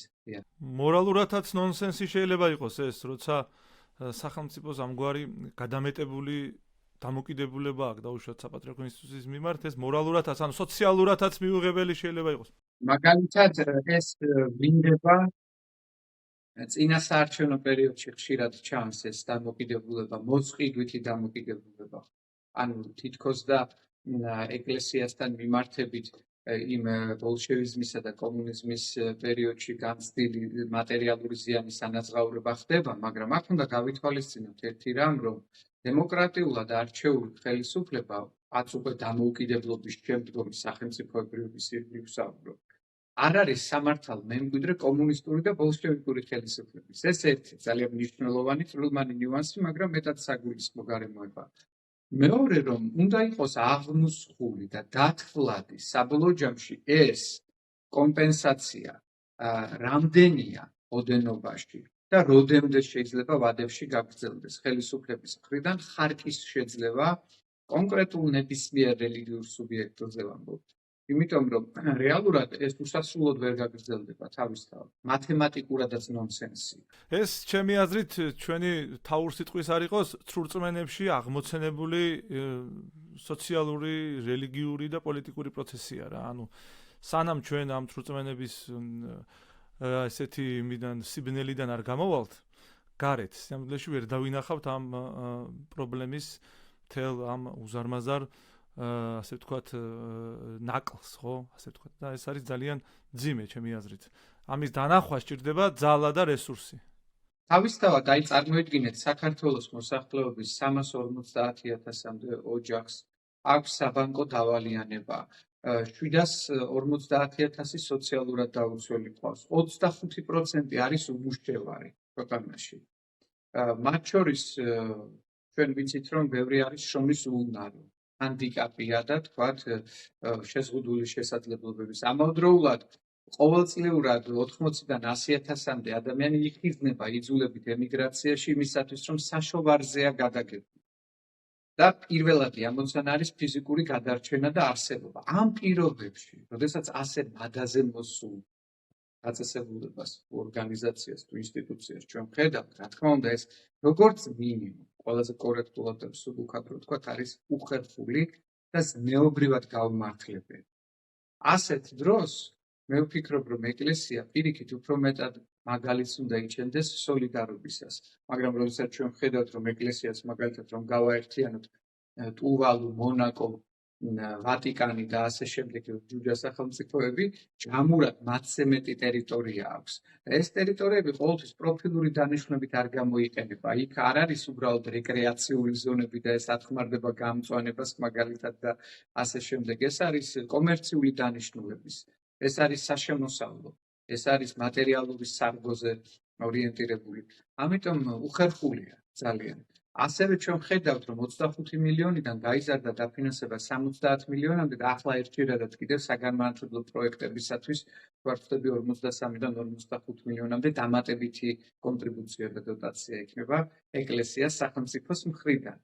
და ამას დავუმატოთ მუნიციპალური ბიუჯეტები რაიონებსა და რეგიონებში, სადაც ეპისკოპოსები ყოველთვის ცდილობენ რომ გამგებლისგან, მერისგან თუ გუბერნატორისგან მიიღონ გარკვეული ფინანსური მხარდაჭერა და შემოწირულობა და ასევე დავუმატოთ საეკლესიო წარმოება, ის ატრიბუტიკა, ინვენტარი, ლიტერატურა, მათ შორის საღვთისმსახურო საგნები, პირობითად სამთელი ხატი, რომელიც საკმაოდ მაღალ შემოსავალზე აღწევს ფინანსური თვალსაზრისით და კოლოსალურ თანხებზეა ლაპარაკი.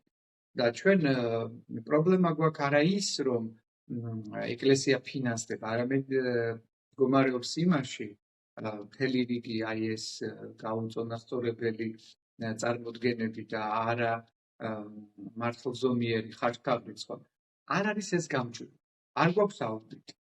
არ ხდება არანაირი რევიზირება და ამას ადამიანი სინდისთან მარტო დარჩენილად განკარგავს და იქ ყოველთვის არის ალბათობა, რომ არაკეთილსინდისიერად იქნას ეს გახარჯული. და ამას ჩვენ ვხედავთ თვალსახილულ ვიზუალურ სივრცეში, როდესაც ეპისკოპოსებს ფეშენებელური ავტომობილები ყავთ, მაგალითისთვის ხონისა და სანტრედის მიტროპოლიტს, არა მარტო მას, მაგრამ მას კონკრეტულად დაახლოებით 2 მილიონამდე ღირებულების ავტოპარკი აქვს და არ არის მღვდელმთავარი, რომ მინიმუმ 2-3 ავტომობილი არ ყავდეს. ამას ემატება მათი ეგრეთ წოდებული რეზიდენციები თუ საეპარქიო სახლები, ამას ემატება მათი ოჯახის წევრებისათვის თვითნებურად მოხმარებული თქვათ რაღაცა მათი სწავლების დაფინანსება იქნება ეს, მათი საცხოვრებლის შეძენა მათთვის და ასე შემდეგ ბენეფიტები, რომელიც განიკარგება ეგოისტურად. ეს არის პრობლემა. და ამას საზოგადოებრივი საჯარო-სამსჯავროზე წარმოებული დისკუსიები ჭირდება იმისათვის, რომ ეკლესია გათავისუფლდეს აი ამ მავნეჩვევებისაგან, რომელიც არის პირდაპირ ღალატი ქრისტესი, არ არის ეს გადაჭარბებული ნათქვამი, რადგან მაცხოვარი, როდესაც მოობა ჩვენ გველმთავრებს იმას არ გკითხავს დებულების თანახმად, რომელს ჰქონდათ დიპლომი. მათ სხვა როდესაც მოვაერთვეს, რომ ჭიოდა და დამაყურეთ, მწყუროდა და მასვით ავად ვიყავი და მომხედეთ, გარდავიცვალოთ და დამმარხეთ, საპატიმროში ვიყავი და მომიარეთ. ან იმ ჯგუფმაც უნდა იცოდეს, რომ ესეც ერთ-ერთი სრულწმენაა, რომ სად დაუშვათ ხო ინფრასტრუქტურულ, ესე იგი, წყაროებში რაღაცა ფულის ჩაყრა რეალურად არ ნიშნავს იმთავითვე სულიერ რეაბილიტაციას, ხო, რომელსაც რეალურად მეორე მხარე, ანუ რელიგიური მხარე მათ პირდებათ რა. ანუ ეს ერთმანეთთან პროპორციული არ არის. ეგრეთ წოდებული ქურდული გაგება ავიღოთ მაგალითისთვის, ხო, ეს ერთგვარი რაღაცა სუბკულტურული წარმონაქმნის, ერთგვარად იდეოლოგიურად სექტა, რომელიც რაღაც გარკვეულ მდგენელს აწესებს, ხო, საზოგადოებაში, წყალებში წესრიგისას და ჩვენ ხედავთ კანონიერ ქურდებს, რომლებიც არიან მულტიმილიონერები დაკავებული არიან სხვადასხვა ტიპის ბიზნესით და მათი მხარდამჭერი ეგრეთ წოდებული კაი ბიჭები და მომპარავები არიან ღატაკები და ორიენტირებული რეკეტზე, ძარცვაზე, ყაჩაღობაზე, მკვლელობაზე. გესმით და ამ კასტასთან ძალიან კარგად და ჰარმონიზებულად თანამშრომლობს ჩვენი ეპისკოპატი. რაც არ უნდა უცნაური იყოს. და ჩვენ არაერთგზის მოგვისმენია სატელევიზიო გამოსვლებისას სამღვდელო პირების და ეპისკოპოსების მხრიდან იმგვარი შეფასებები, რომ აი ეს არის ერთგვარად თითქოს სინანულისთვის მათ მიმართ იქით გაღებული მოწყალება, რომ მათგან იბრძომებენ შესაძლეს. გესმით, როგორ არის ეს განმარტებული? და არ არის ეგ სწორი არა? ეგ არ არის სწორი, უნდა ითქვას, ანუ ეს არის სიცრუე, რომ ვინმე ტაძრის აშენებით იმთავითვე გამოისყიდეს საკუთარ ცოდვას. ეს არის მითი და ზღაპარი, ეს ყველამ უნდა იცოდეს, ხო? მათ შორის იმ ჯგუფმაც და ამ ჯგუფმაც არა, ანუ რომ არ მოხდეს საზოგადოების ინსტრუმენტალიზება, ხო? მათ შორის იმ ნაწილისა საზოგადოების, რომლებსაც ეს კონკრეტული ჯგუფი შეადგენს, არა? ანუ მათთანაც თანამშრომლობა უნდა იყოს, ანუ თანამშრომლობა კომუნიკაცია უნდა იყოს რაღაცა ღირსეულ და მართლზომიერ კატეგორიებზე დაფუძნებული, ხო? რომელსაც თავისთავად ქრისტიანობა გულისხმობს. რა თქმა უნდა, უნებრივია, ანუ რეაბილიტირება სჭირდება სინანული და როდესაც ჩვენ ადამიანს ეუბნები, რომ მან გამოისყიდა ცოდვები, გაბათილდა მისი მავნე ბექგრაუნდი იმით, რომ მან თითქოს და ღმერთს, რომელიც ერთი შეხედვით მათ წარმოდგენაში არის იმპერატორი, უტილიტარი, რომელსაც აქვს სურვილი საკუთარი ძალაუფლების ვიზუალურ სივრცეში დემონსტრირებისა, შენობა ნაგებობების სიუხვით, ეს რა თქმა უნდა თავითვე აბსურდულია და განწირულია ტრაგედიისათვის. ასეთი დამოკიდებულება ადამიანის სულიერ ცხოვრებაში, როდესაც ხდება ამ აზრების კულტივაცია, იმიტომ რომ ამით ჩვენ თავად იმ ადამიანს, რომელსაც შეიძლება უცბელად დააჯერეს უწყობ რეალური სინანულის პერსპექტივას, რეალური რეფლექსირების, სულიერი ზრდადობის და დინამიკური ცხოვრების შესაძლებლობას, ეკლესიური მყოფობის თვალსაზრისით. ამიტომ ეს ძალიან სერიოზული სიმახინჯეა და რა თქმა უნდა, ამაზეც საჭიროა, რომ ეკლესიამ განიფერთხოს ეს ზედმეტობები და აიღოს პასუხისმგებლობა. და ბევრი სხვისთვის შეიძლება ბიზნესმენი იყოს, აქ გიორგი, აქ ბიზნესმენი შეიძლება შევიყვანოთ ჩვენ და ნებისმიერი ტიპის სუბიექტი, ვინც ამგვარად ფიქრობს. ეს მარტო ერთ ჯგუფს ხوار ეხება ჩვენ ზოგადად ცუდი ასე ვთქვათ, დამაბნეველი დამოკიდებულება გვაქვს ამ საკითხის მიმართ. ანუ ფიზიკური შემოწირულობა თავისთავად არ ნიშნავს სულიერ ინდულგენციას, შენი არ იყოს, არა?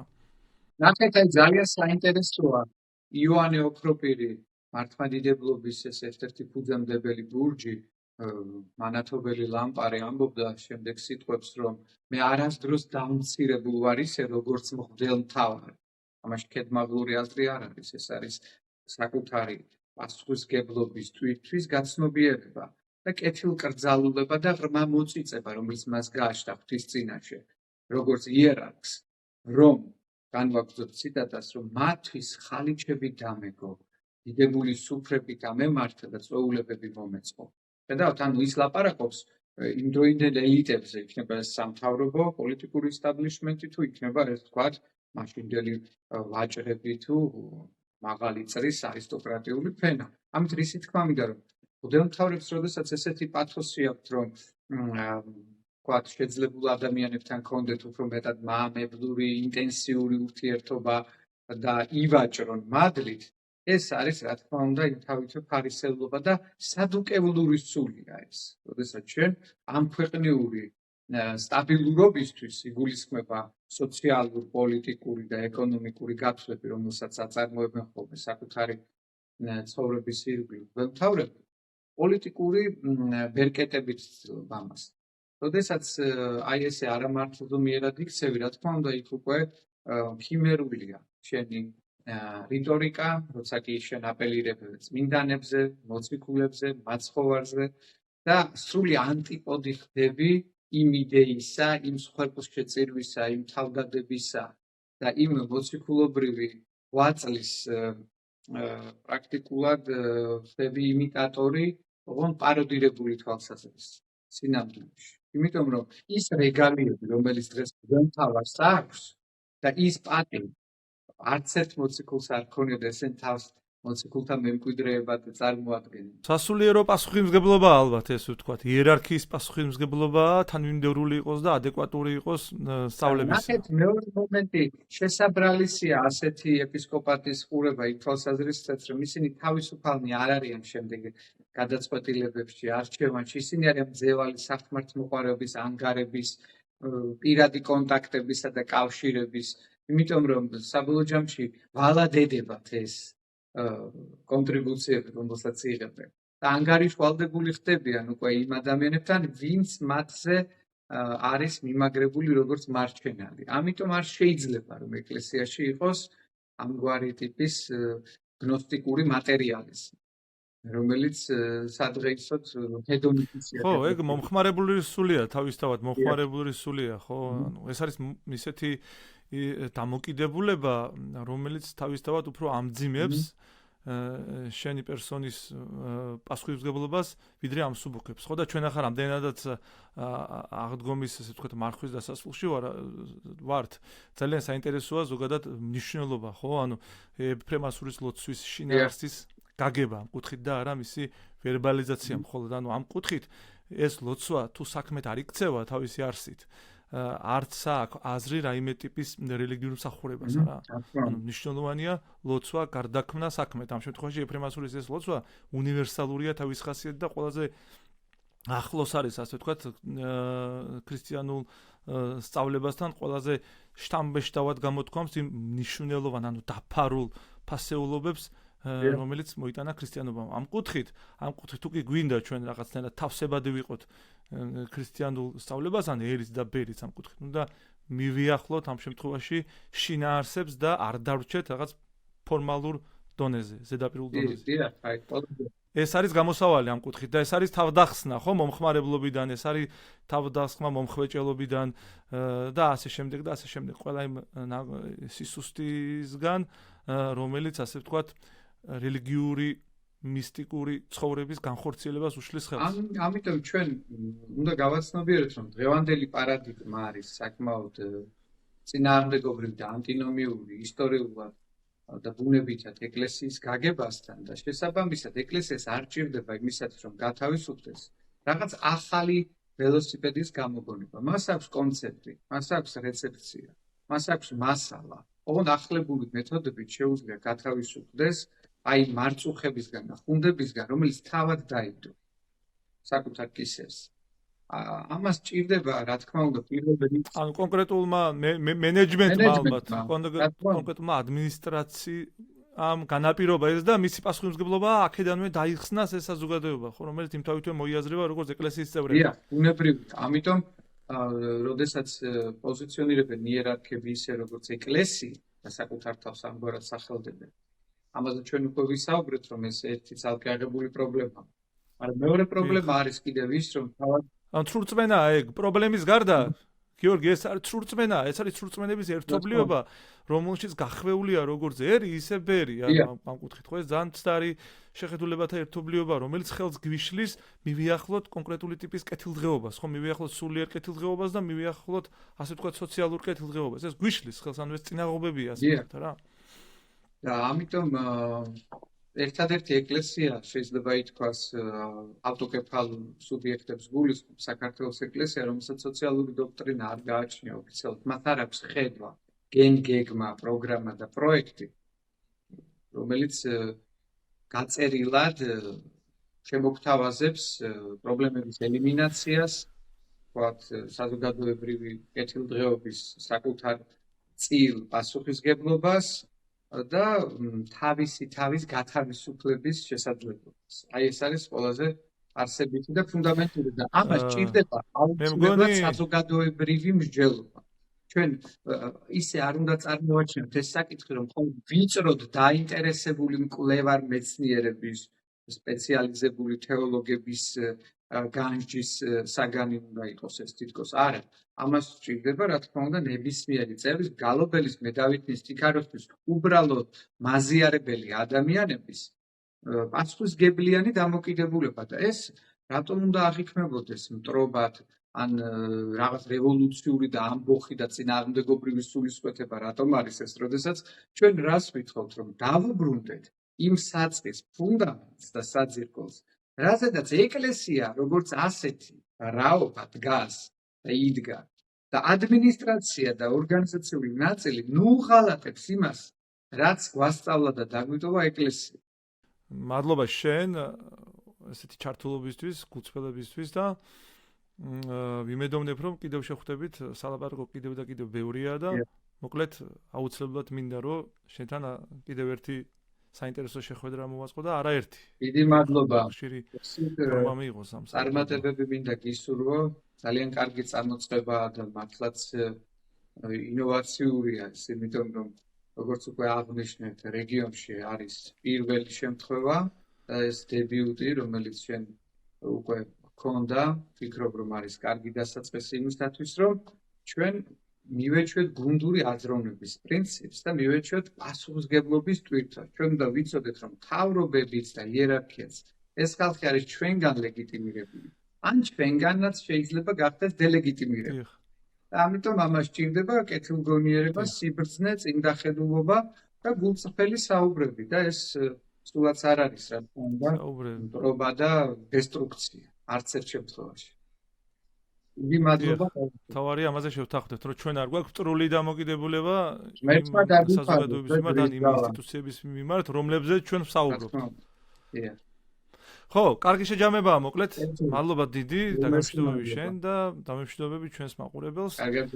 მომავალ შეხვედრამდე.